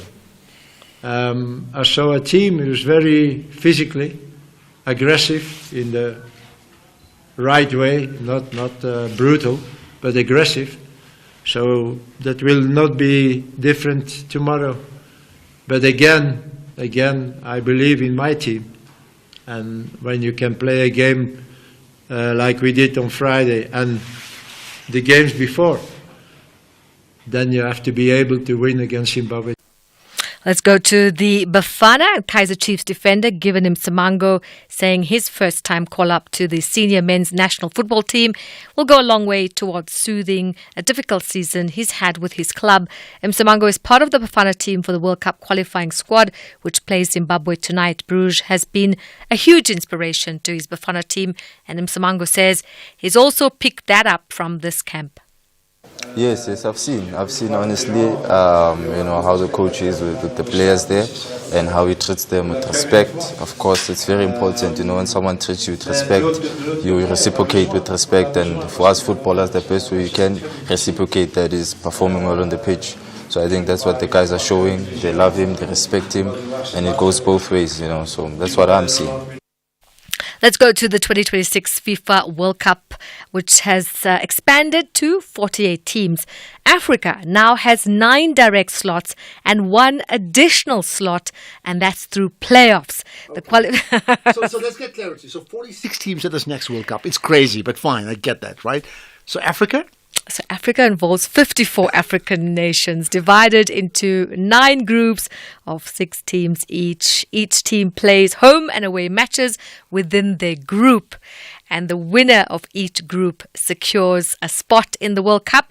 The 4 best second place teams will then compete in a mini tournament, with the winner entering an inter-confederation playoff for a chance to secure an additional spot. So the runners-up don't qualify automatically? No, not automatically. So it goes into a playoff. So bottom line, we'll have 9 countries? 9 countries. Apparently Eritrea pulled out, so it's supposed to be 10. Okay. Well, now you know it has. Now we know. The top team directly qualify, and plus the 4 second best teams will compete in a playoff. All I can tell you now, if was it Hugo Bruce, right? Is that how you say it? Yes. If they qualify Bafana for the World Cup, I'll call him Hugo Boss. Oh, is that okay? Yes, that's what we have dubbed him for now. So I think it's going to be this extended. World Cup is going to be intense. Let's just say, and exciting as well. Now, despite competition at the highest level in marathon for 15 years, South Africa's renowned long distance runner Stephen Makoka believes he is yet to reach his peak. The 39-year-old debuted in the Olympics, and that was in the 10,000 meter in Brazil in 2016, and did not compete in the marathon in Tokyo in 2020. Makoka believes he will consider himself one of the greatest only if he wins prestigious marathons like the London Marathon, New York Marathon, or the Olympic Games, similar to Hendrik Ramala and Josiah Tagwane. Now, despite having won more marathons in South Africa than any runner in history, he has set his sights on international achievements. Here's Stephen Makoka. For me to be able to get a medal from those ones, I will say I've done something, because majors are like Grand Slams kind of things. For you to be able to clinch something from there, it speaks volumes. So even though I've run good marathons, like more than anyone of them, but I still have unfinished business in terms of majors. And one day, as soon as I can be part of the circuit of the majors, I can say I'm one of the greatest. That's a wrap off your sport on the Nationals Pulse. We'll bring you more top of the hour. I'm Zai Khan. Perfect. See you then. Economic news on SAFM. Facts and figures you can count on. Right, so again, your thoughts, your calls, your opinions, whatever it is that you think moves the national pulse, I certainly want to know, right? further voice notes. Let me just pick up some of the comments we've had. I think we've covered. There's an interesting one about the Table Mountain. Hi, Ashraf. It's Joanne in Cape Town. I didn't quite get to listen to the 2:00 news, but I only heard the highlights at the intro, and they mentioned something about the Table Mountain cableway closing down. Please, can you find out what the full story is for us? Because it wasn't. I don't think it was in the 3:00 news unless I tuned out again. Ooh. Thanks. Cheers. Thanks for the show. Okay, this is how my understanding of it all, right, is that it's not like the whole thing's closing down. The hiking routes that people use in the Table Mountain, you know that, and everywhere else in the peninsula every weekend or every day, that'll be shut down, I think, for about 7 weeks or 2 months, something along that line. And it's to do with maintenance and to eliminate risk or reduce risk. So that's really what it is. They're encouraging people to use other routes for this period. But that's it. It sounded like a doomsday scenario, but it certainly is not the case. Hopefully that's going to make you smile, because it certainly does for me in time for the spring, right? Let's get to the markets now with Makwe Masilela, Chief Investment Officer at Makwe Fund Managers. As always, good chatting to you, Makwe. Let's talk about the Premier Group. Afternoon to you, Ashraf, and to the listeners. The share price is up nicely 5% as the results were pleasing. Remember, these are your Duff Soap, it's Duff Soap, Impala, Iwiza, Mace Mill, Manhattan Sweets, your Blue Ribbon Bread, guys. And remember, Ashraf, this company was unbundled from Bread. Bread, they are the owners of Virgin Active, and it was unbundled in 2022. And notwithstanding economic constraints, Premier has, with the benefit of that 6 billion of capital expenditure over the past 10 years, managed to deliver on its investment case with resilience and commitment to its purpose.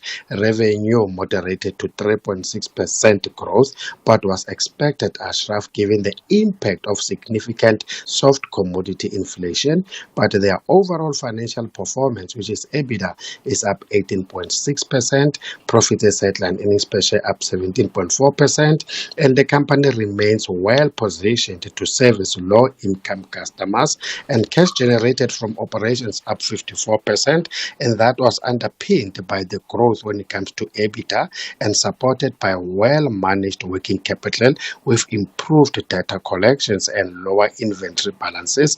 Hence, they could afford to declare their first ever dividend since listing. Right, and then local and global markets? CAM tried to return, after a day of weaknesses yesterday when heightened political risk reverberated across asset classes, with focus now turning towards the U.S. and Chinese inflation data tomorrow, including the U.S. interest rate decision, while policymakers, Ashraf, are widely expected to keep borrowing costs on hold. There's less certainty on U.S. officials' rates projections, and France president's decision to call a snap election for later this month continued to rattle investor confidence, and there's some anxiety around Wednesday's numbers, and especially after better than expected U.S. job numbers. And locally, our May business confidence dropped from 108.9 in April to 107.8. That is a 10-month low, and that's because of certainty ahead of national elections. So it is more of a political uncertainty more than anything. So meaning now politicians should more than ever take an economy-first approach as they form a new government. But we saw our April manufacturing production marking the strongest increase in almost a year. That is going up by 5.3%. That's after falling by 6.5% in March. And oil traders are waiting for those key U.S. and Chinese consumer inflation data set to be released tomorrow, including that trade decision. Brent crude is down 0.5% at $81 a barrel. And the yellow metal is also eyeing tomorrow's events. But the fact that China, which is the biggest official buyer of gold, is expected to resume its buying spree once prices ease, is helping the gold price, which is just up at 0.1%, trading at 2,313. But platinum is down 2% at 955. The DAX is down 0.7%, FTSE down 0.9%, CAC down 1%, the Dow down 0.7%, S&P just like the JSE SME down 0.3%, with our resources down 1.8%, our industrials down 0.3%, but our financials are up 1%. The rand doing better today, 18.65 to the US dollar, 23.71 to the pound, and 19.98 to the euro. All right, that's it. Thanks for that. We will certainly chat. We'll chat to you tomorrow. Of course, Makwe Masilela, but another market update coming up in just under an hour's time. Right, lots of. In fact, there's a couple of compliments about the show. I'm glad that you're enjoying it. Much appreciate the feedback. In fact, how about you giving yourself a shout out in terms of wherever you may be in the country, and like, hey, this is who I am. And if you like, you can WhatsApp a picture of yourself. That's fantastic if you do that, and give a shout out to the National Pulse as well, particularly if you like it. And I really hope that we're giving you what you want, because I mean, ultimately, we exist to deliver the stories that certainly moves the nation, that moves the conversation, that really impacts us. Therefore, the National Pulse, right? Well, I'll tell you what, we know that, this is Youth Month, June 16th, coming up at the weekend. And one of the factors we've looked at is looking at some key issues around key challenges for the youth of our country, and then ways to resolve them. One of them has got to be the issues of, teen pregnancy. And it's a conversation, we've had, if I think about it, people have this conversation for years and decades that's ongoing. And what does that really mean? There's been this latest conversation about increases in teenage pregnancies around the country, that it's been described now as a pandemic. So we'll have two takes on that. First with Dr. Sibongiseni Dlomo, the Deputy Minister of Health. Appreciate your time, Dr. Dlomo. Thanks for joining us. Good afternoon, Ashraf, and good afternoon to your SAFM listeners. Thank you. First of all, teenage pregnancies, a pandemic, is that accurate? Ashraf, you are a South African like me. Let us be very realistic with the facts. This teenage pregnancy is not homogeneously all over South Africa. It is actually focusing on an African child. Now, you need to really look back and say, what are the challenges there? What are the things that you don't find in the white community or vice versa that are actually making these children are vulnerable to teenage pregnancy? I would wish that we could follow and check. Majority of children from the white communities have got a lot of involvement in sports activities after school. When they come home around this time, 5 o'clock, they already have done their schoolwork until 3, 2. They are tired, they go to the training field and they do some activity, whatever it is, and therefore have no other things of time just hanging around without any other focus. Number 2, issues related to inequality, poverty might make Dr. Jomo to actually send his money to that child, sugar daddies, finding children who are destitute and are desperate, and any other person who wants to abuse that space will do so.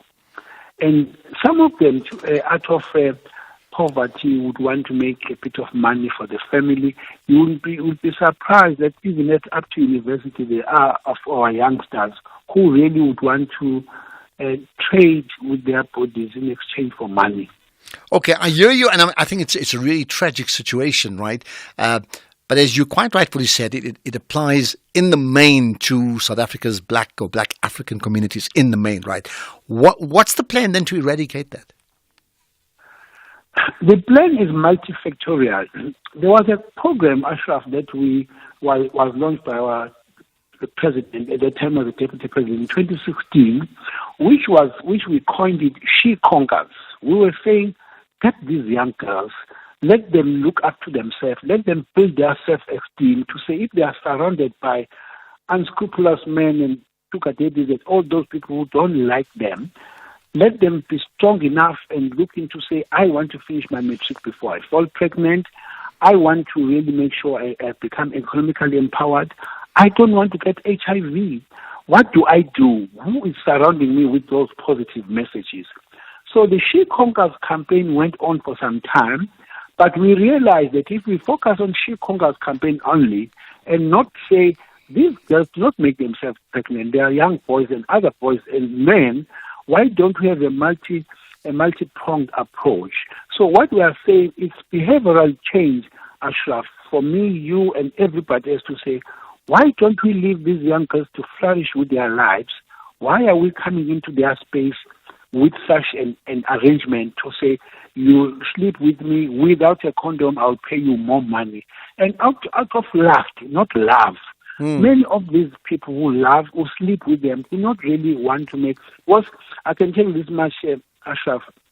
Physiologically, a 14-year-old boy is not likely to make anybody pregnant at that time. So it is a 14-year-old girl who sleeps with a 21-year-old male. Even in unequal age relationship is another factor. Okay. Now, it's interesting, we speak to you as from the Department of Health because it's an issue that you've alerted. Yet, I think the problem then has to be resolved, multifaceted, multi-departments, and I'm going to suggest I'm quite surprised it was never raised as an election issue, isn't it? There's so many other issues that are raised, but this does not get raised. Yet, if anything affects the core family home more than anything else, it would be this. It is a societal matter, Ashraf. We talk about it, actually. We know it better as health because we see these children coming to our clinics and hospitals, but we are not there at the space of pregnancy. Pregnancy happens in communities, not even in schools. We pick up the data because they come to our clinics. It's a societal matter. It must start with all of us as parents. It must start with school governing bodies who, when we try and bring awareness messages to high schools, they'll say, no, you are bringing sex education here. We don't need this. Now, we know already majority or most of the 15-year-old girls are already sexually active. Now, you are bringing a positive message, say you could actually remain sexually active, but don't fall pregnant, don't get HIV. These are the things that you must do or don't do. Yeah. And when you bring those messages, there are a lot of other issues holding back. Don't give these messages too much that we are giving to. So the society must begin to know that we are not bringing pregnancy as government. We are already trying to curb this teenage pregnancy. Ashraf, you are talking about teenage pregnancy. Teenage is anybody with the teens, 13, 14, 15. Here we're talking of a 9-year-old. That's not a teenager. Yeah, sure. So young. I mean, it's shocking that a 9-year-old, somebody could sleep with a 9-year-old and make the 9-year-old pregnant. And that does not even fit in. That is a childhood pregnancy. Well, I'll tell you what, okay, you've raised the issues. There's huge concerns. It's not the first time we've heard it. I'm just looking at solutions. So let me leave it at that. We're going to speak to Jabu Baloyi from the Commission for Gender Equality in a moment. But let me just say goodbye to you, Dr. Sibongiseni Dlomo, the Deputy Minister of Health, and then bring in Jabu Baloyi from the Commission for Gender Equality. Jabu, appreciate your time. Hi. Ashraf, and good afternoon to the listeners of SAFM. Thank you. I get it that you heard parts of that conversation with Dr. Dlomo, right? Yes, I did. All right. What would you like to say? What I want to like to say from what Dr. Dlomo has said, in addition to what he has said, we need to get people arrested for statutory rape. We cannot sugarcoat it enough to say, a child of 9 years and until 16, the age of consent is not there. Those are statutory rape. And also, we need to also do, it's an indictment to our society. And I'm glad, Ashraf, you have asked him that during all the political parties, they never brought the issues of gender-based violence, learner pregnancy, and teenage pregnancy to the fore. They were discussing about something else which, might not necessarily have an impact to the future of the country. Yes, it's important, but we need to make the country that doesn't take care of its youth is doomed to fail. These kids are getting babies at a young age, Ashraf, and we're watching. We know in KwaZulu-Natal, we know in Limpopo, we know in Gauteng, we know in Eastern Cape. It's a pandemic on its own now. So what is it that we need to do? We need to make sure that there's education, ample education. This issue of us parents not talking about our kids at a young age about sex and sexuality, it is wrong, Ashraf, because we buy them gadgets. They see this. They've got access to Wi-Fi, they've got access to all these things, and also adults who are sleeping, and also the Department of Education and Health, they play their role in a greater way, that a child, when they come to the hospital, they must make sure that who impregnated you, we need to find, if it's a rape, the person must take accountability.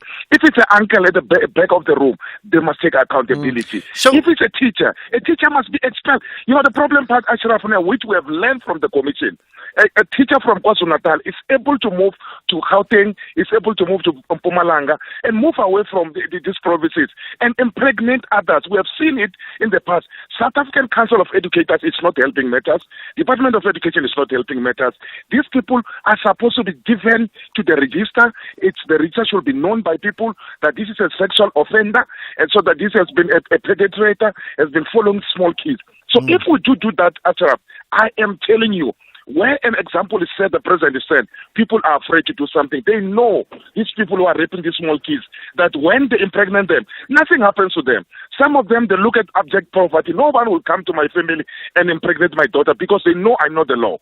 Society must be up in arms to say, enough, it's enough. That's the problem part. We sit down in society, we say it takes a village to raise a child. But when a child is pregnant, we laugh at that child. We do not know whether the child was raped, whether it was sex for marks at school, whether the teacher used the advantage, whether it's me who has impressed this child with a car, a small thing, spike their drinks.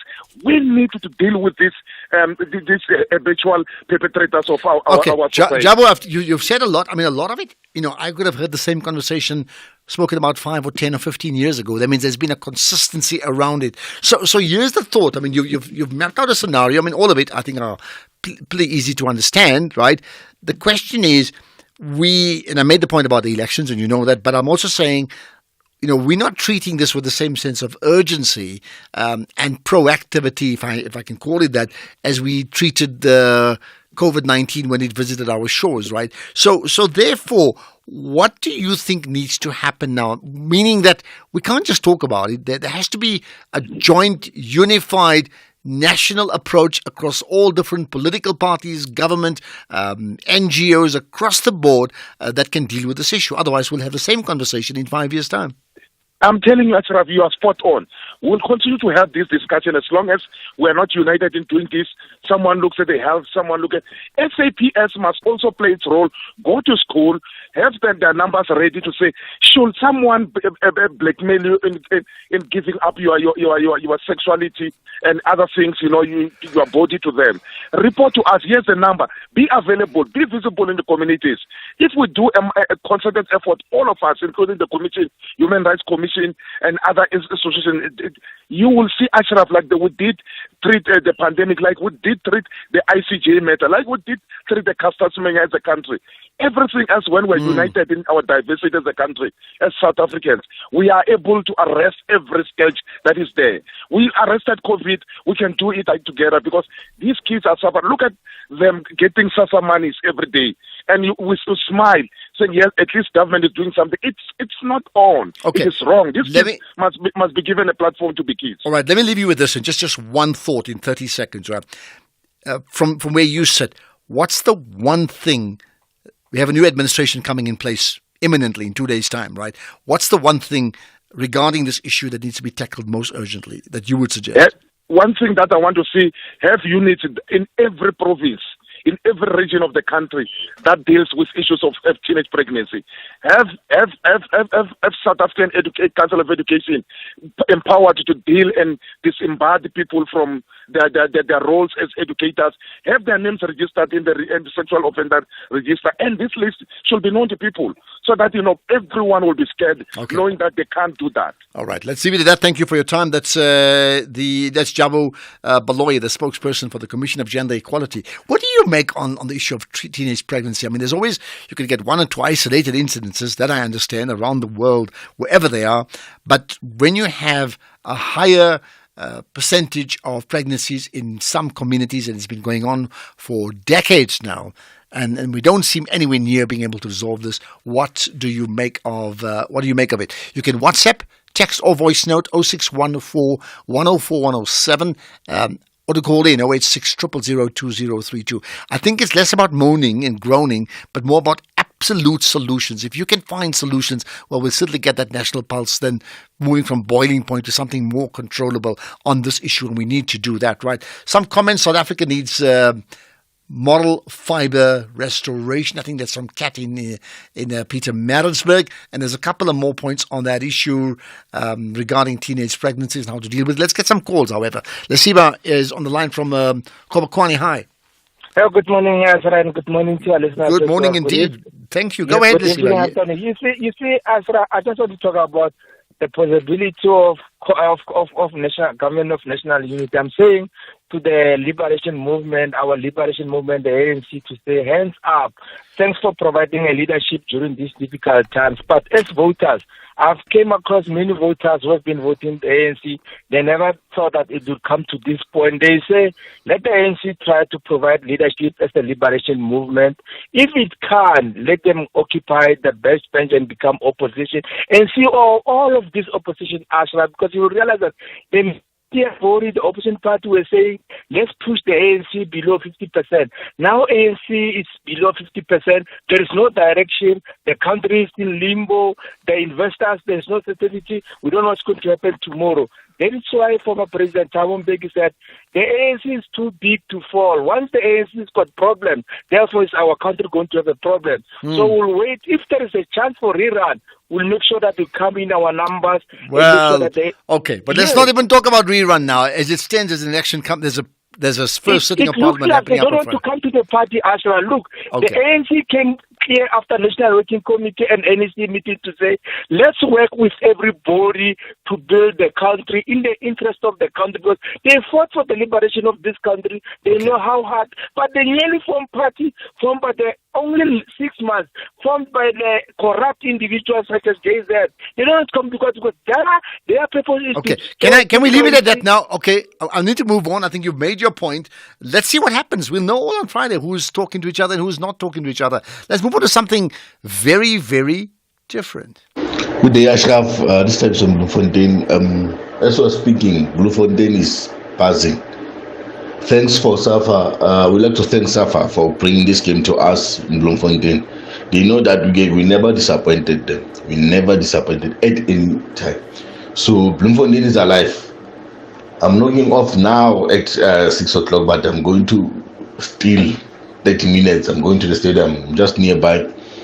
I'm going to watch Bafana Bafana. I hope Bafana Bafana will do us proud. Well, if you get a picture of you at the stadium before the game starts, you can send it out to me on WhatsApp, but you can also post it on our social media page as Facebook, as well as the Twitter or X platform, SFM Radio. Tag me, Ashraf Garda. Use the hashtag The National Pulse. I'll gladly share it. Bloemfontein is buzzing.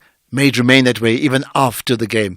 After Bafana wins that game. I'm already saying so. It's 5 o'clock. Let's get the news now with Greg Rose.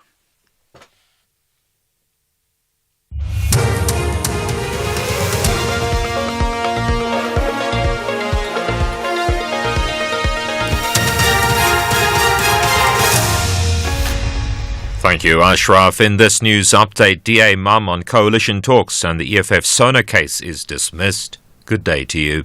The DA is still mum regarding the outcome of discussions on a power-sharing arrangement it will be entering into at national and provincial government level. The party has, over the past few days, been engaged in discussions regarding the ANC's proposal of a government of national unity, as well as discussions with various other political parties. The DA's Solly Malatsi. The Democratic Alliance Federal Council has today unanimously endorsed a resolution affirming the mandate of federal leader John Steenhuisen and the party's negotiating team to continue with the process towards the formation of governments at national and provincial levels with hung legislatures in order to safeguard the constitution, ensure stability and generate economic growth. The Federal Council also recognized the work done by the negotiating team composed of Helen Zille, Ivan Meyer, Alan Windy, Sivue Gwahube, Tony Leon and Ryan Godzier, and affirmed that in terms of the federal constitution, the party's federal executive will make the final decision relating to coalitions and the formation of governments at national and provincial levels. The Western Cape High Court has dismissed with costs an EFF application which sought a declaratory order. If the order was successful, it would have paved the way for MPs who were physically manhandled by Parliament's protection services to sue for damages. The EFF brought the application to the High Court in April. Kenny Mapanga reports.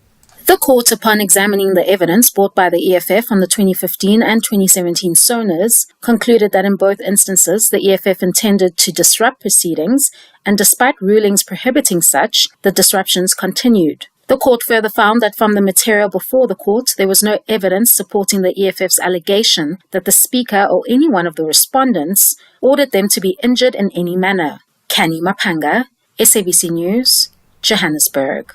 A pathologist has told the High Court in Pretoria that Sibusiso Setebe, the man who was allegedly killed by husband and wife, Sibusiso and Lerato Mahlangu, was still alive at the time he was engulfed in flames. The Soshanguve couple's on trial for the 2022 murder of Setebe, who is Lerato's former boyfriend. The state alleges the deceased was invited to the couple's home where he was then attacked and set alight. The pair then made it seem it was the husband who died in a house fire and not Setebe, so they could claim life insurance. Police uncovered Mahlangu's identity after he was arrested at a roadblock while driving a stolen car. The pathologist who conducted the post-mortem on Setebe, Busisiwe Mashia, explained her findings to the court. We have a range or different levels of saturation. Levels that are more than 10% acid, and from 35 upwards, the levels of carbon monoxide are fatal. And in that case here, the saturation level was more than 70%, which is more than the fatal rate. One, it shows us that the deceased was alive at the time of engulfment, and the carbon monoxide level was significantly high. Motorists are urged to exercise caution and use other routes due to a protest action in Alexandra, north of Johannesburg. Residents are demonstrating over power outages. Metro Police spokesperson Kulani Fikl. The situation is calm besides the closure, and officers have been deployed to the scene and are diverting traffic away from the closure. Expect traffic disruptions, and motorists are urged to exercise caution, avoid and use Mulberry Drive and Pretoria Main Road as alternative routes. Finally, Free State Stadium gates have opened for supporters to enter for the 2026 World Cup qualifying match between South Africa and Zimbabwe. Supporters are happy and confident that Bafana will beat Zimbabwe this evening. Very optimistic about the game, especially if the coach could make like a few changes. If maybe it could bring the likes of Rele William Mofokeng, that could be like a game changer. And also, if the boys can bring their A game as well, the unity behind, because you can see the numbers as well in the streets that we came up to support the boys. So very optimistic about the game. Okay, as Free State people, we are happy that after a very long time, we appreciate and happy that. So you just hope our boys are going to make us proud. Of course, I've wasted like my last money to buy the ticket. Top story, the DA is still mum regarding the outcome of discussions on the power sharing arrangements it will be entering into at national and provincial government level. That's SAFM News. I'm Greg Khos. A very good afternoon to you. We're building up to Bafana's crucial match tonight. The team is gearing up for a high-stakes game against Zimbabwe that could define their World Cup qualifying journey. And in other sporting news, the US Open golf underway. Top golfers battling it out on the greens. Stay tuned for all this and more at around 5:30 on the National Pulse. SAFM. Guiding you through the rush hour traffic. Just a little bit more info on the Alexandra protesting that you heard about in the news there. London Road remains closed in the central Alex area. It is forcing traffic diverting out on Marlborough Drive. There's some traffic lights out at Marlborough Gardens, so extra delays out towards the N3 highway. And if you're going to the south of the Alex closure, Corlett Drive, 9th Road, Canning Road, there's a lot of traffic through Bramley View area as motorists divert that way as well. No traffic lights again. Malabongwe President for Shear, so there's a heavy backlog both ways in and out of Randburg and Main and Witkoppen up in Makali Down as well. Not a new fault that, but it causes delays in the afternoon. R21 away from the airport, quite heavy, queuing up through Pomona Road all the way towards the end of the roadworks, up by the R25 Bupsfontein Road exit. Now Durban's N3 is busy. A crash at Spaghetti Junction on your way into town, so slow from Pavilion, and some heavy traffic through the roadworks going out. Backlogs from Pavilion out towards Paradise Valley. R300 towards Cape Town's Mitchell's Plain Stock Road exit, heavy again. It was a disaster last night. Traffic queuing well into the evening from Delft down towards Stock Road, and it is backlogging already on that run through again. And if you're driving Sea Point, stuck in some traffic, there's some roadworks that have popped up on Beach Road with a little closure causing delays near Sea Point Pavilion. Rob Byrne, SAFM Traffic. SAFM 104 to 107 nationwide. Leading the conversation. Unlock a world of benefits. Welcome to SABC's TV License Rewards program. Ready to make your viewing experience more rewarding? Say hello to perks that go beyond just watching TV. Join us today at sabctvlicenserewards.co.za and instantly receive your first reward. But wait, there's more. You can get up to 500 Rand back. Become part of something bigger, a movement where watching TV isn't just a hobby, it's a catalyst for positive change. Register now at sabctvlicenserewards.co.za and open the door to a world of benefits. Plus, every time you tune in, you're making a difference. T's and C's apply. Remember, TV license fees aren't just payments, they make a difference.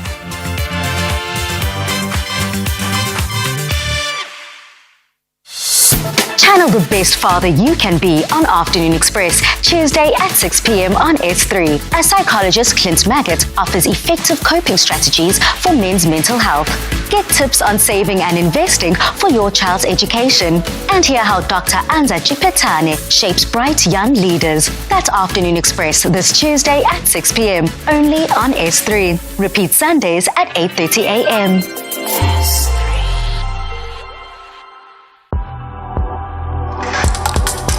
The National Pulse with Ashraf Garda on SAFM. You're listening to the National Pulse, weekdays 3 to 6 p.m.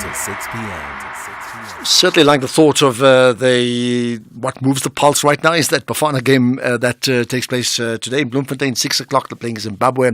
I won't say must win. The word must win is like very overrated, but they need to get 3 points. It's really, really important in a group format. Anyway, that's one issue. There are other issues we're going to talk about that I think are really important too. How is this in terms of some of the telecoms companies, in fact, selling off their towers? We're going to find out about that. Telkom, one of them, but not quite now. Quite just now, we'll talk about that. Earlier on, we spoke about teenage pregnancies, and if you have further comments on that, I certainly want to hear it from you, particularly around the problem, the solution, and genuine solutions, because otherwise we're talking about it for 20 years. That's really the reality. Sadly so, isn't it? Let's move on to the other two big issues we touched on earlier today. Terry Tselani, we spoke to him just after 3 o'clock. He's the Chief Executive Officer of the Institute of Election Management Services. And he raised an issue in 2018, by the way, about putting together a program in place to ensure that if our country goes into a coalition, the right way it should be regulated. I asked him about that, and he said this.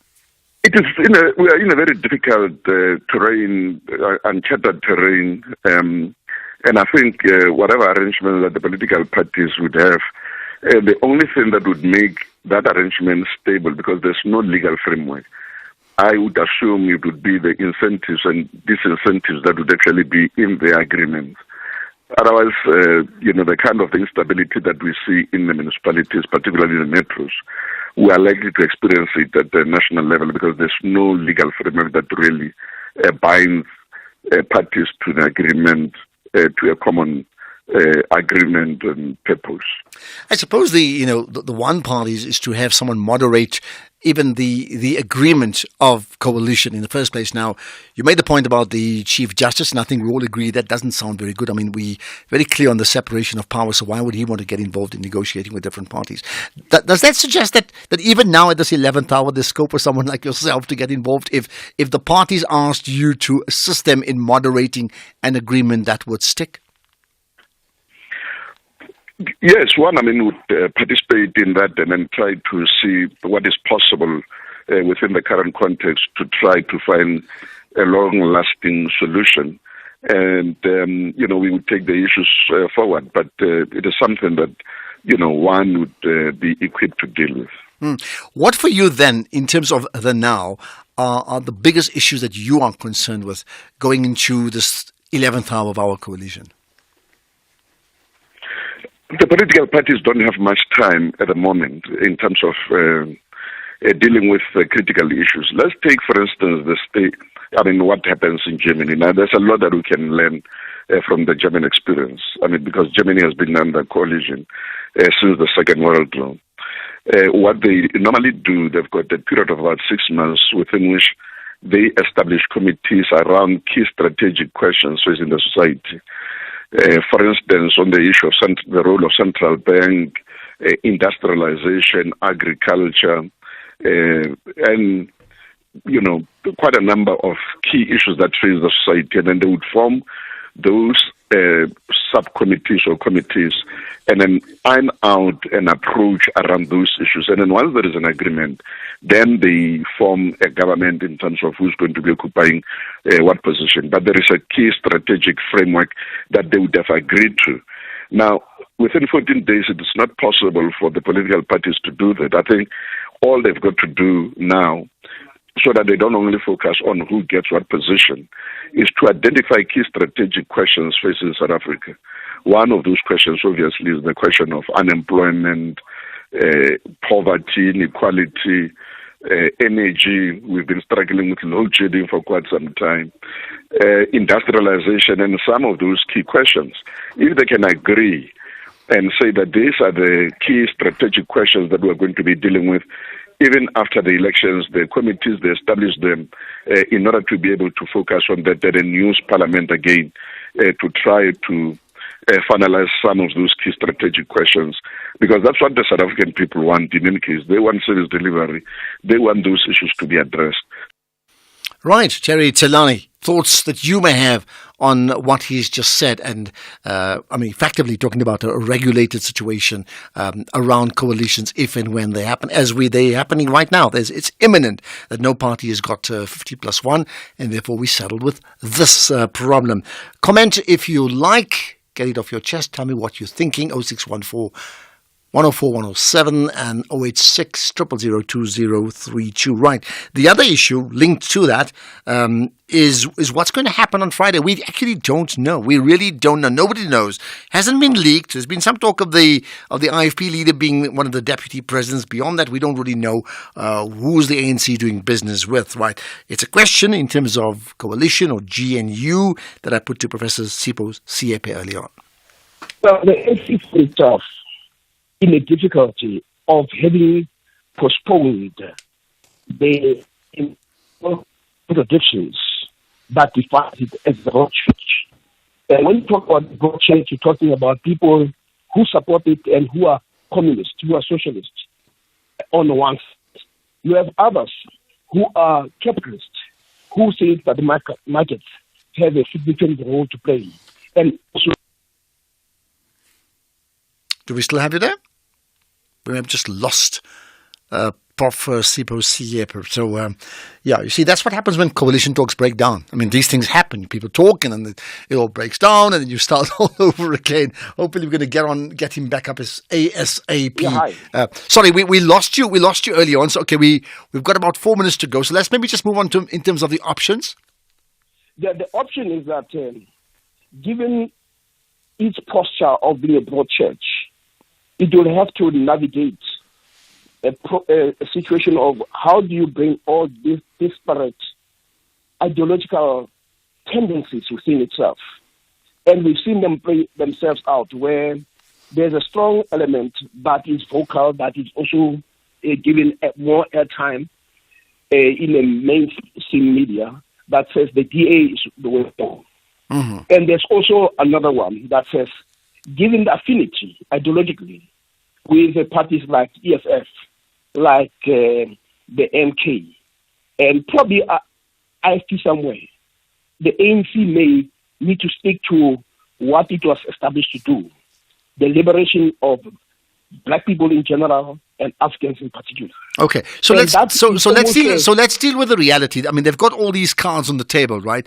They haven't sought your advice. I mean, I get that, but if they did, what would you tell them to do now? Well, I don't even think that I would like to tell them anything. But what I can tell you is that I think they are going to move more towards working with the DA to the chagrin of the COSATU and SACP, who have made it very clear that the DA has always taken positions and policy postures that are anti the position that they take. The workerist posture, the posture on the so-called transformative policies like affirmative action. Yeah. And they're also saying, look at how it has treated some of the black minds that tempered and worked with the DA. Okay, but this is an anti-black organization. All right. So in the light of what you've said, right, and you've just repeated what some of the people within the ANC have said, you're still suggesting the ANC will do business with the DA. Why are you so confident that they'll go the DA route? Because you have many in the ANC of the ANC who have benefited largely from the post-1994 dispensation. And many of them have been co-opted into boards of companies. And my argument is that when you have white capital or capital inviting you to serve on a board, they're not inviting you to advance the revolution. They invite you to frustrate the revolution. And that's the voice of Professor Sipho Siepe. So what do you make of that conversation? Any thoughts, any opinions? And at this point in time, let's put it this way, none of us really knows which deals are being struck. Is it ANC, EFF, and others? Is it ANC, DA, and the IFP? We know that it's not the MK, certainly not at this point in time, but who knows what may come up down the line. Have I left anything out? I mean, what's the deals? Someone said, can the ANC be voted out? Yes, if somebody can muster 50+1. But those parties on the other side of the ANC, well, they don't really talk to each other. It's all very, very confusing. Something has to happen. Let's get to some of the callers in the meantime, and there's some voice notes too. We've got Boyke in the West Rand. Hi, Boyke. Hi, Ashraf. I'm not happy at all with the Professor Sipho Siepe. Okay, why? You are interviewing, when you interview with Professor Sipho Siepe, it's the same as you are interviewing a MK spokesperson, because it's like known that he hates Ramaphosa, so you are not balancing things. So when you are interviewing a Professor Sipho Siepe, get another ANC member, because there's no difference there. It's the same as you are interviewing MK member, because it's a Zuma loyalist. Everybody knows about this. If you read all these columnists, the columns that he writes in the newspapers, he's always anti-Ramaphosa, anti-ANC. Okay, so I hear you. I think it's completely wrong to give somebody platform that we know very well that he hates. All right. Other party. No, so but let me interrupt you. Let me interrupt you on this one here. I hear you. First of all, in terms of setting up the interview, it's a whole production team. It's not one person. All of us agree. Okay, that's one. Number two, and this is important, it doesn't mean he has a view that is critical of Ramaphosa. We must not talk to him. In fact, we speak to different people every day over a period of time. You can't judge it on one interview. That we speak to pro and against. But he's never been neutral. Read all his columns. You can read. I've been following him. If you read all his columns, 21 of them, especially with this independent newspaper, the Star newspaper, he's always attacking Ramaphosa. There is nothing that he is saying neutral. So you are completely wrong as SABC to waste your airtime interviewing Professor Sipho Siepe, because it's the same as you are interviewing MKA, a spokesperson. All right. There's no completely difference. Okay, Boyke, you made your point. Boyke, you've made your point. Do you want to say something else quickly? Yeah? Yes, I want to say something else again.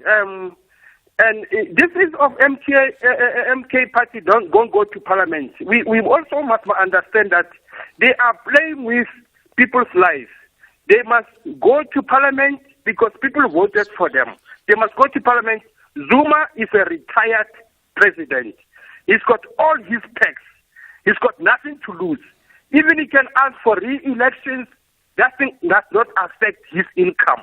People must know this. It's a high time South Africa must wake up and stop these things of Zuma, these things. We are now in the era of service delivery. Okay. Know about you are white, you are black, or you are green, or you are red. Okay, Boyke, point noted. We're going to move on, right? Thank you for that. And again, regarding the Sipho Siepe position, I've always said so. Often we're going to get people who call in and agree with us and disagree. That's not an issue. I think it's important we have these conversations as we have it now. So we agree to disagree, and your point is absolutely noted.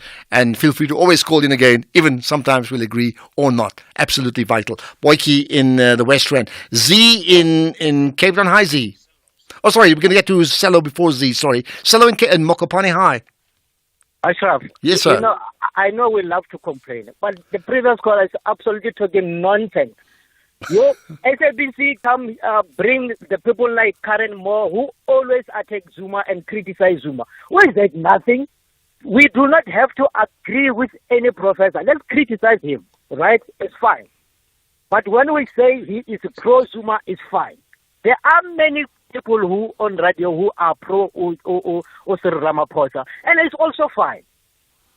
No, man. I mean, we cry babies always here and so forth.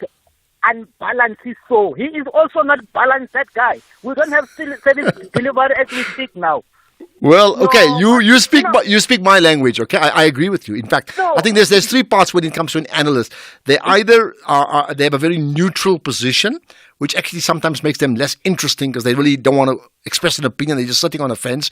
Or they choose an opinion, and then we sometimes counter that opinion. But over a period of time, you're right. Who said if a professor speaking, he's the law? Who said if an analyst talks, he's the law? It's up to you and I to decide based upon the conversation, whether we agree with him, whether he's making sense, or whether it's not. And that's why we are here. We're intelligent people, all of us. Precisely, Ashraf. But the point that I'm saying is people think or their observation is very skewed. In this current time, or the Cyril Ramaphosa's term, there are lots of issues that were not right, Ashraf. And then it's a fact. The same way as Zuma's and so forth. But people want to portray Cyril as the messiah of this country, and he is not. He is not, Ashraf. We need to be balanced and so forth. And I know we are biased as nature, as people, but no, man. Sometimes let's just be fair to other people. Zuma is done this time. We're not going to complain about Zuma now. It was Zuma this and Zuma that. The same way as apartheid. Okay, got that. I agree with you. We get analysts, we get spokespeople. They talk, openly about one person, completely love them, support them, rate them 100%, and we listen, we ask questions, we disagree, we agree, whatever it is, we certainly get them. Thanks for that call, Sello in Mokopane. Right, we'll get more calls in a few minutes' time. As soon as we get a chance, we'll take more WhatsApp notes as well. We certainly will get them, text as well as voice notes. It is a huge balancing act between guest, then callers, WhatsApp, text, and voice note. Just understand that we try and get it right every single day. Let's talk about Telkom masks right after this. The National Pulse with Ashraf Garda. Weekdays, 3 to 6 p.m. Well, they just say masks. It should be masks or towers. That's what we're talking about. Telkom has declared that and completed a $357 million sale of its cell phone towers. That's 6,200 mobile towers that are part of their portfolio or their communication infrastructure. They're now managed by SwiftNet, right? Why are they doing that? What does it mean? Let's find out with Bataung Kotsakwani, the editor at technology publication iAfrican.com. Bataung, appreciate your time. You're live with the National Pulse. Afternoon, Ashraf, and afternoon to all South Africans. Right. What do we make of this? Look, Ashraf, I think the selling of towers is a thing that's actually happening throughout the continent. As you rightly said, Telkom just recently sold its, but also, back in 2011, Cell C sold its cell phone towers. So is MTN, and when you look further into the African region, you have companies like Airtel selling its cell phone towers in Nigeria, in Cameroon, in Ivory Coast, in many parts of the continent. And it's very, very interesting to see the fact that mobile operators are selling these network towers, cell phone towers, to independent tower companies. So, okay, when you say that point, what then for you is the broader issue that we should be concerned about here? I think there's two observations, Ashraf. The first one, Ashraf, is the fact that we're seeing now when you look at Telkom and MTN and all these, mobile companies disinvesting in the tower infrastructure, it brings one. The first thing is, why would a network company, sell off a tower, particularly, looking at how sensitive and how important a tower is? And we're seeing two things. First thing is the fact of the cost of running network towers, cell phone towers, and then the second thing that's really coming into the fold is the issue of power outages and the money that's required to have backup generators and alternative energy always fueling these network towers. And the greater, but they're not the only ones. So that's Telkom. There are others as well. Is it necessary for them to actually own? One thing is selling, but to own towers in the first place. What would be, what's the unique selling point of a mobile or telecoms operator? Look, Ashraf, looking from what mobile operators have been saying, they're trying to focus, or rather, their strategy is focusing on optimizing operations, being more efficient, and focusing on core services such as connectivity, being more competitive within the market. And we've seen them offload these massive infrastructure to third parties and then leasing and renting it from third parties. And that would pass then the maintenance and operational costs to these independent tower companies to then take on the business aspect of maintaining and profiting from these tower companies. I think the broader question would be this: in terms of all the telecoms companies that reside in or that work in the South African space, what's the state of health of those companies, and ultimately, how does it benefit all of us? Are our lives becoming easier, cheaper to afford to use some of the services or not? Look, Ashraf, the internet is a tool of labor, and I think that's the most important thing. So, for example, we saw Cell C a couple of years ago sell off its network towers in order to recapitalize itself, in order to get itself out of business rescue. I think that's a good thing. It's a good indicator because, look, if your core business is selling connectivity, services, and products, and you can get a third party to sort of maintain that, I think it's good for customers. And I think it's good in terms of the cost of data to pass on that cost to a potential to a third party that can then manage it. I think it's also good for market competition. I think when you have more mobile operators coming into the space, I think it democratizes. Then you don't have a single company owning all the infrastructure. Then you can have smaller guys then lease, space and network space on these towers. Well, that's where we can leave it. Appreciate your time. That's Bataung Kotsakwane, the editor at the technology publication iAfrican.com, spelled with a K, iAfrican.com. Follow them. Lots to come out from them every single day. 5:30. Let's get the news headlines. Here's Greg House. Quick look at the headlines. In Gakamodiri Molema District Municipality in Mahikeng in the northwest is spending between 4 and 5 million rand a month on water tankering. The DA is still mum regarding the outcome of discussions on the power sharing arrangements it will be entering into at national and provincial government level. And the latest figures released by Stats South Africa show that manufacturing production surprised on the upside due to the reduced levels of load shedding. There's a full update at 6 o'clock. SAFM, guiding you through the rush hour traffic.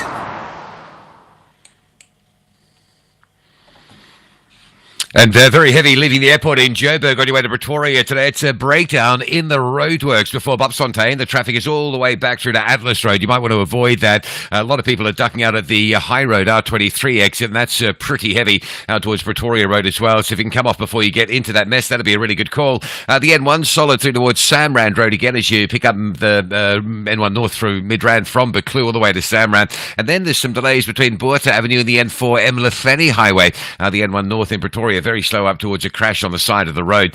Driving into Durban, a collision on the N3 at the 4-level Spaghetti Junction. That's heavy today. Traffic parking all the way back through Pavilion, almost back towards Paradise Valley.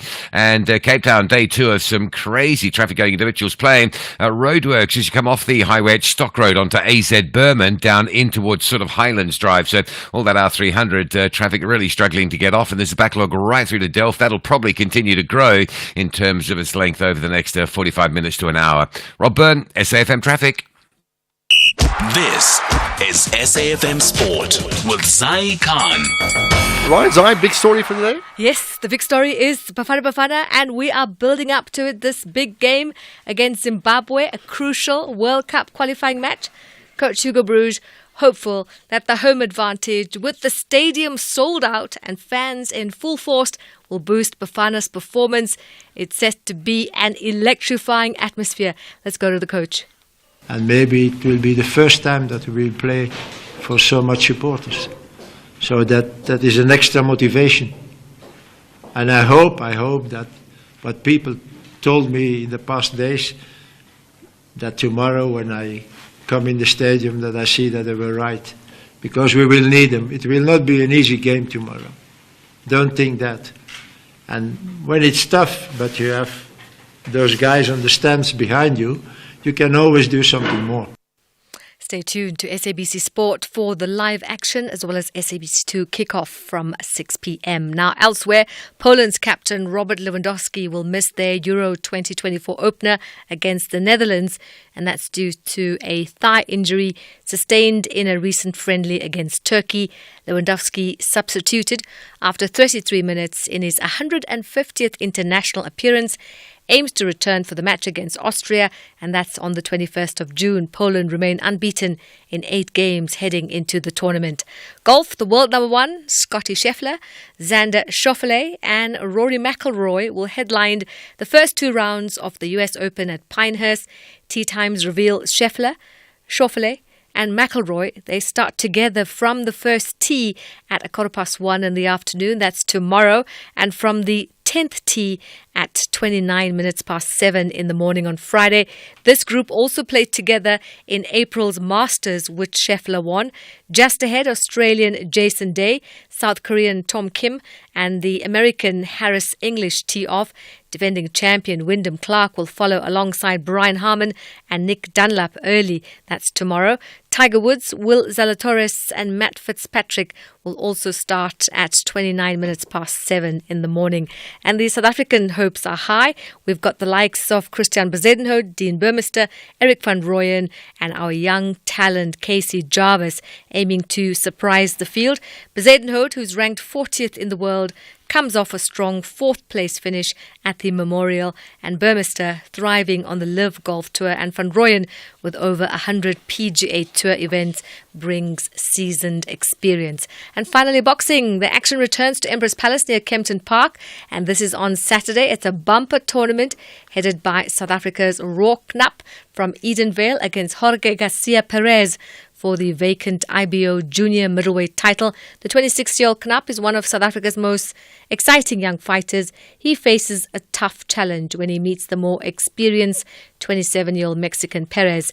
Now, we've also got the next 3 fights will be interesting, as he did suffer his first loss when he was knocked out by Brandon Tace in a slam-bang affair. And that's a wrap of your National Punch Sport. And you're rushing to watch the game? Yeah, I've got my snacks ready. The family's coming over. The vuvuzelas are going to be blowing. Here's some trivia. I don't know if I'm right, but I think that the last game that Bafana played in an actual World Cup was in Bloemfontein, when we beat France. Yeah. When we hosted. What a moment. I think I'm right. And then we've never played in a World Cup before. So after that, so this is a qualifier, I know, but maybe it's a good omen. It's a good omen. Yeah. Let me go shout at the TV, all right? Check it out. Right, more sport tomorrow without Zai, with Zai. With Zai. With Zai, okay. Yes. Thank you, Ashraf. Are you ready to empower yourself with an accredited tertiary qualification? Stadio Higher Education's distance learning programs will set you up for success. Whether you're balancing work and family or you're a school leaver who must work to support yourself and your studies, Stadio offers access to high-quality, affordable qualifications in law, teacher education, commerce, admin and management, policing, and more. Mid-year applications are now open. Visit stadio.ac.za and register today. Stadio, a new vision in higher education. The clock is winding down and the world's most renowned games are drawing near. With a wide variety of delightful action such as basketball, badminton, cycling, hockey, handball and volleyball. It is less than 50 days to the Olympics. The world's top athletes are all chasing an Olympic medal. Hashtag the global battle of great athletes.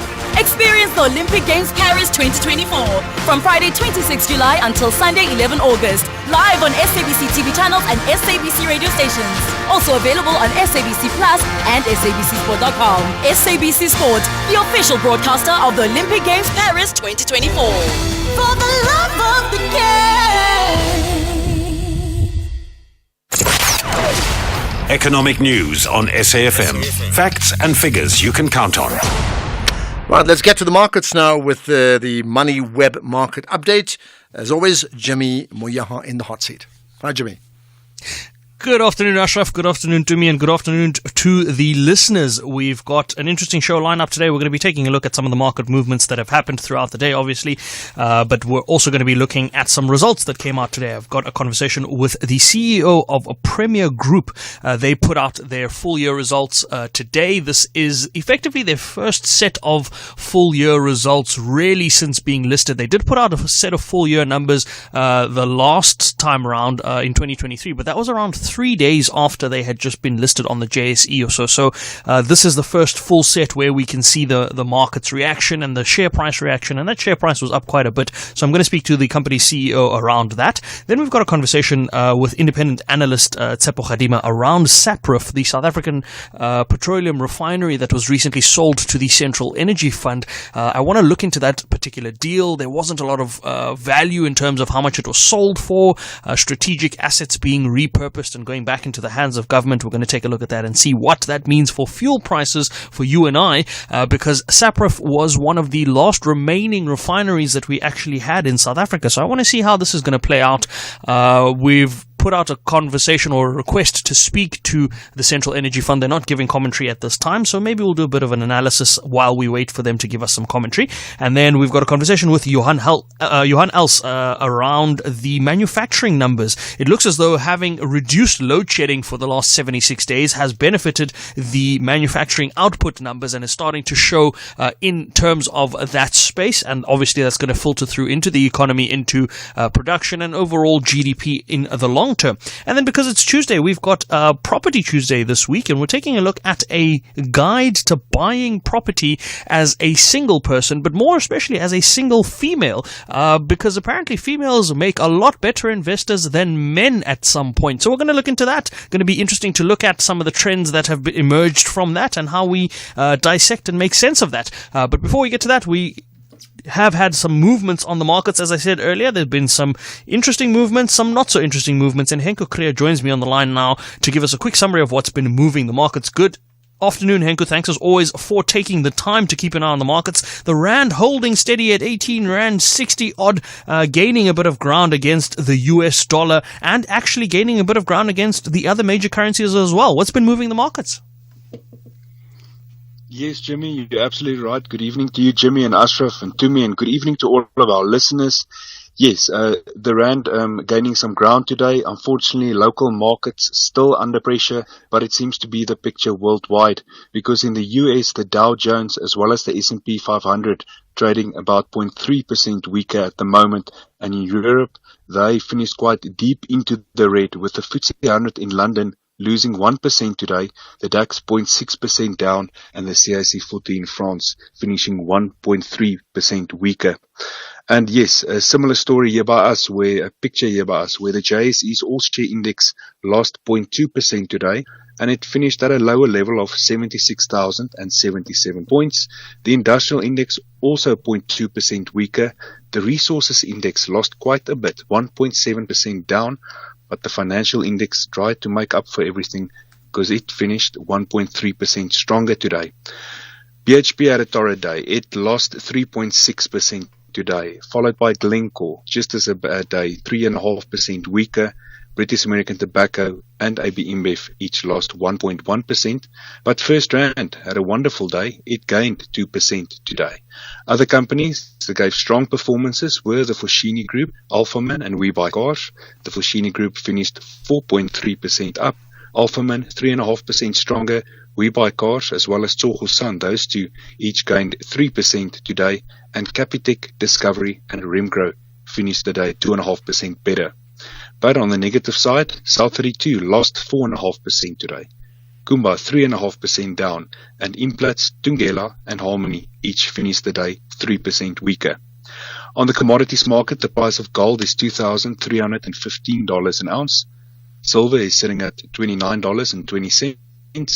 Platinum $958 and palladium $893 an ounce. And the price of Brent crude is $81.50 a barrel. And yes, the rand gaining some ground today, more or less 0.5% stronger against all of the other currencies. 18 rand 69 to the US dollar, 23 rand 77 to the pound, 20 rand and 5 cents to the euro, and 12 rand 32 to the Australian dollar. And Bitcoin losing a bit of ground today, now trading at $66,500, and that is 1.2 million rand. And Jimmy, that's how the markets performed. Thank you very much for that update, Enku. We're going to be looking at these and other stories just after 6. I'm going to be looking at some of the movements. I see Copper 360 put out results as well, and the market didn't like what those numbers looked like, so we've got quite a bit to unpack just after 6 p.m. But for now, Ashraf, back to you. We'll be back a little later on. And that's perfect, Jimmy. Looking forward to your show 6 to 7. And I'll be watching Bafana at the same time. That's sort of try and work out between the two, right? Okay, let's get to further thoughts. By the way, we'll chat to Makashule Ghana, the chief organizer of Rise Mzansi, in a few minutes' time, just about their take on, of government of national unity as well. So listen out for that. Let's get some further voice notes. In fact, we'll get to those just in a moment. So here's one that's like the sense of pride of being a South African. Hi, Ashraf and your team and beautiful South Africans. It's Eddie from Understress. I'm so proud of South Africans and from different political parties. And thank you very much for not, bowing down to JZ and his party. If they don't want to be sworn in, that's it. It's for them.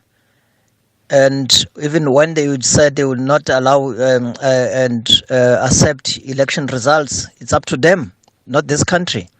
We must not allow the man who brought this country down to continue wanting to bully us. We cannot be bullied by him. Thank you, South Africans. Come Friday, those who will be sworn in, go in there and work for the people. If you don't, you'll hear our voices here on SAFM. Thank you. You hear our voices. We call it the National Pulse. Eddie, we haven't chatted to you in a long, long time. I remember that, Eddie from Oorendal's Rus. Thanks for that. Right. Okay. There's a couple of comments, text comments. What yardstick are you using? That's me, I suppose, on my production team, to measure the effectiveness of political analysts. South Africa needs analysts that would unlock complex issues to enable listeners to make informed decisions. We don't need party loyalists and party spokespersons masquerading as political analysts from Madiso. Okay, I think you've set your standards in terms of what you expect, and I hear that, right? Another one, I don't think this guy talking about the telecom towers doesn't know enough. He's not talking about the risks involved. Maybe that's just not the issue right now. And then TG saying, Ashraf, your guest can make a point without calling people's names. And I see that you're always cutting off pro-ANC callers and tell them about seconds. And this is unwarranted, especially to an experienced host, TG. Really? No, I think when there's seconds, it really means there's 30 seconds to go. We have to tell whether it's a guest or a listener. Otherwise, they would overrun with time and we go into news or we go into something else. We actually have to do that. That's just the reality. In terms of cutting off people for their ideologies, really, if that was the case, I wouldn't take your message now. No, really, I think that's absolutely fine across the board. Whatever your views are, we engage you, we agree, we disagree, we talk. You and I, we all contribute to the national pulse, as does Rise Mzansi. We'll talk to them in a moment. SAFM supports a litter-free South Africa. Play your part in keeping our surroundings and environment clean. SAFM, leading the conversation.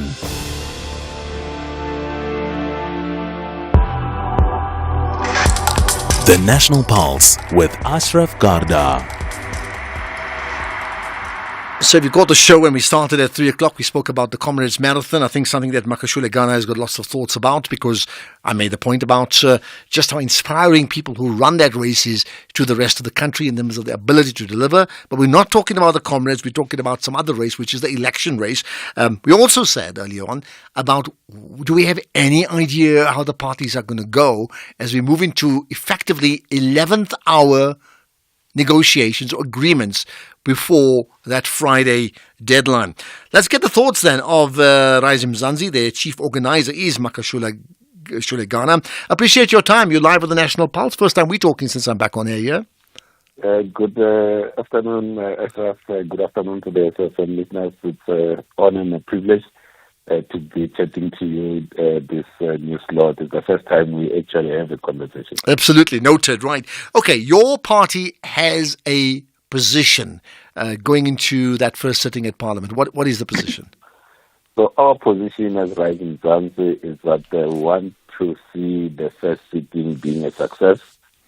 We want to see the Speaker being elected, the Deputy Speaker and the President being elected on Friday, so that there is stability.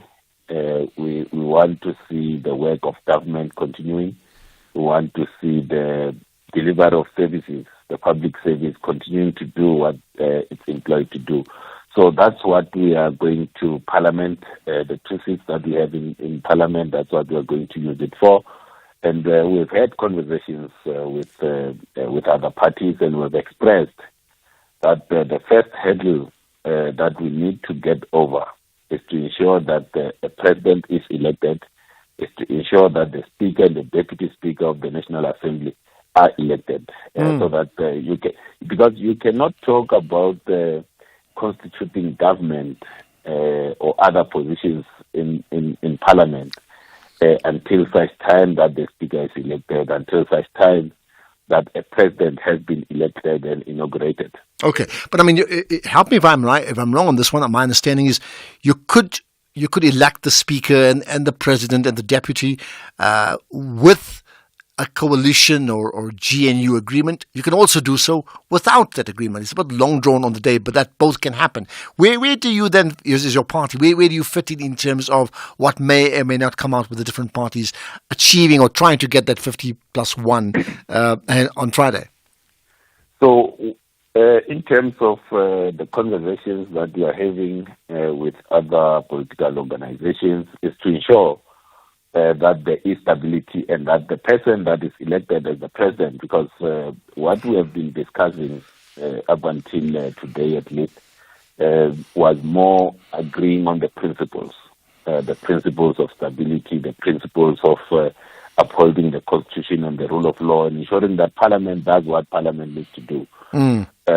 So those principles have been agreed. From henceforth, for the next 24 hours, that's when we start getting into the names to say, all right, okay, who is going to be forwarded for the 3 positions that are elected. Our key interest, Ashraf, as Rising Mzansi, is that let's elect the 3 positions. After we are over that hurdle, there's nothing that says 36 minutes after the election of the president must announce the cabinet. Mm-hmm. There's still time. If all the T's are not crossed and the I's are dotted, there's still time after the election that there can be further conversation in terms of the composition of the executive, the portfolio committee chairpersons and other things. So we must not run ahead of ourselves, and that's what we have said as Rising Stars. We don't want to run ahead of ourselves. we need to first ensure that the first order of business is to elect the Speaker, the Deputy Speaker, and the President. Okay, Once that's done, then we get to the second stage. Okay, fair enough. But let's understand this part, right? You either go, and I say you, I mean all the parties, they go into Parliament knowing exactly what has been agreed upon before. So when it comes for nominations of president, there could be one person or two people, but there's a good sense of who would be the president.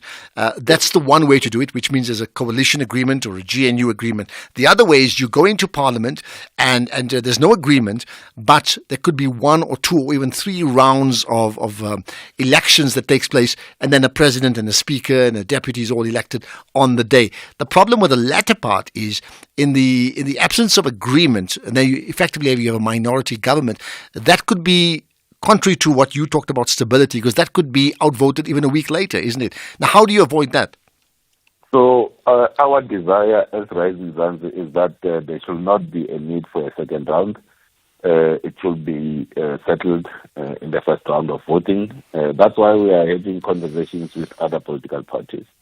Now that we have almost agreed on most of the principles that we were talking about, the next 24 hours, then we get to then discuss the name of the three, the names of the three positions that are on offer. For instance, one of the things that is being discussed, and there is a sufficient agreement on it, even though it's not, I won't say it's over the line, is the desire to separate the position of, so the person that holds the position of the speaker should not come from the party that has submitted the president. So there is a move towards that direction. I won't say that particular party is over the line, but there is a desire that now for greater accountability, so that we don't have to go through the what we went through with the Nkandla, what we went through with the state capture. Now you can have a greater accountability. There's that desire that has been expressed by a number of political organizations. Okay, point made. Right, so let's get clarity on this then. In terms of your conversations that you can have over the next 24 hours, right? So here's the first thing. Do I take it then that to the best of your knowledge, you now not aware of any agreement that's already taken place that will ensure that we have a 50+1 majority in Parliament? There's no agreement in place at the moment. So in terms of the names, so the principles, I would say the principal side, there is sufficient consensus, sufficient majority. But then in terms of the individuals, remember, we are not voting for a party. We are voting for an individual. Now, in the next 24 or so hours, that's when it gets to say, let's assess the individuals that are being proposed, and then we can give a yay or nay on the individuals themselves. But if we were to vote on the principles, I'll be confident that we have found each other on most of the principles, at least the ones that we ourselves as Rising Zanzibar table. Does Rising Zanzibar see itself as part of a formal coalition? And if so, with which parties? We, as I said, our interest is to ensure that we get over the first hurdle. So we have not placed in any of the conversations with any parties that we have that desire or we don't have that desire. We have said explicitly, we want to ensure that the first sitting elects the Speaker, the Deputy Speaker, and the President. There is time after that election where we can say, all right, how do we configure government? There should not be a precondition. We did not place a precondition to say, no, if you don't give us this ministry or you don't give us that, then we will not be part of it. We said there are principles. Let's get over the first hurdle. Once the first hurdle we are over, then let's discuss the configuration of government. All right. In the same vein, I take it then at this point in time, you'd be willing to cooperate as part of a government of national unity. We have said it's all about stability at this moment. We have been dealt in the way that the cards that were been dealt, and we must work in the moment that we find ourselves in. Given that there's no outright winner, we are looking in the direction of a government of national unity, and we will participate. but we haven't gone into the extent to say we'll be in the executive, we'll be in the legislature. Okay. We want to first get the first sitting to succeed. Understandable. When you talk about a national dialogue, are you then in conversations with a series of parties? And if so, can you tell us who they are? We have spoken to a number of organizations, ourselves, myself as being part of the Rising Mzansi negotiating team. We have spoken to the ANC, we have spoken to people in the Action SA, people in the DA, people in the ACTP, people in the IFP. So we haven't said there are people that we don't want to speak to. Okay. We are reaching out, though we have 2 seats. We said we don't want to just wait for people to call us, because this country belongs to us as well, including the people that voted for Rising Mzansi. They want to see Rising Mzansi representing them so that South Africa is safe, is prosperous, is equal and united. Okay. That's what we are doing. We have a mandate from South Africans to engage in this important conversation. All right. Are you talking? Have you tried to talk to the EFF and the MK party? At this stage, we haven't had that conversation. Myself, I haven't had that conversation, but there might very well be advances that have been made. But that's for myself, I haven't. Okay, but so why would you not have reached out to them? I'm just trying to understand that. I said, Ashraf, we have started these conversations. There's still time. Okay. It's the elections is not in the next 2 minutes. There's still time between tomorrow and Friday. You will know. You will know, for instance, people say they are not coming to Parliament. So if someone says they are not coming to Parliament and they are not going to uphold the Constitution and all that, they have already said that they don't want to talk to us. Because we have said the first thing is upholding the Constitution and the rule of law. If people want to turn the Constitution upside down, they've said that they don't want to talk to us because we are speaking a different language. Okay, got that. I understand that. I mean, would Rising Mzansi, and you'll have 2 MPs in Parliament, including Zongezo Zibi and yourself, would one of you or both of you put yourself up for any positions if nominated? At this stage, our interest is to ensure that Friday succeeds. If there's further conversations, we'll have them after Friday. We are not putting any conditions. Let's talk after Friday. Okay. Let's first get Friday out of the way, ensure that there's Parliament, there's the President elected, then we get to the second stage. All right. Just lastly, I had a chat with Zongezo Zibi, about a few weeks, in fact, 3-4 days before the election. It was very clear that the one party, they would talk to anybody, or you would talk to anybody, provided there's certain principles, and one of them would be anybody who is been accused of, maladministration, corruption, cannot be part of those conversations, and he alluded directly to the President, Cyril Ramaphosa. Has that position changed now? I have said, Ashraf, going into this conversation, South Africans have spoken on the 29th of May. The principles that were put forward is upholding the Constitution and the rule of law, ensuring that the continuous delivery of services by the public service, ensuring that we respect the institutions of the state. Those are the key principles, and those are the principles that we are going to. We are talking after the will of South Africans have been made. Okay, lastly, in 30 seconds, we're wrapping up. What for you is your wish list to emerge from Friday? That the Speaker is elected, the Deputy Speaker is elected, and the President is elected. And that's where we can leave it. Makashule Garda, the chief organizer of Rising Mzansi, very on side in making sure their party wants all those things to happen. Nothing, according to them, must jeopardize the commitment of the national unity of South Africa. That's the show. A thank you to you, the audience, the listeners, and the various engagements, and of course to our team, our entire production team that puts us all together. So on behalf of all of us, we say thank you to you. We'll do it again tomorrow, as once again we ask this important question: what moves the national pulse? Right now, it's 6 o'clock. Time for the news with Greg.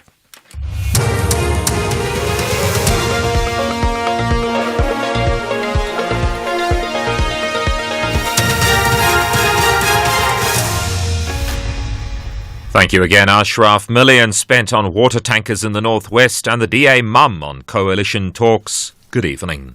The Nyakamodira Molema District Municipality in Mahikeng in the northwest is spending between 4 and 5 million rand a month on water tankering. According to the municipality, they will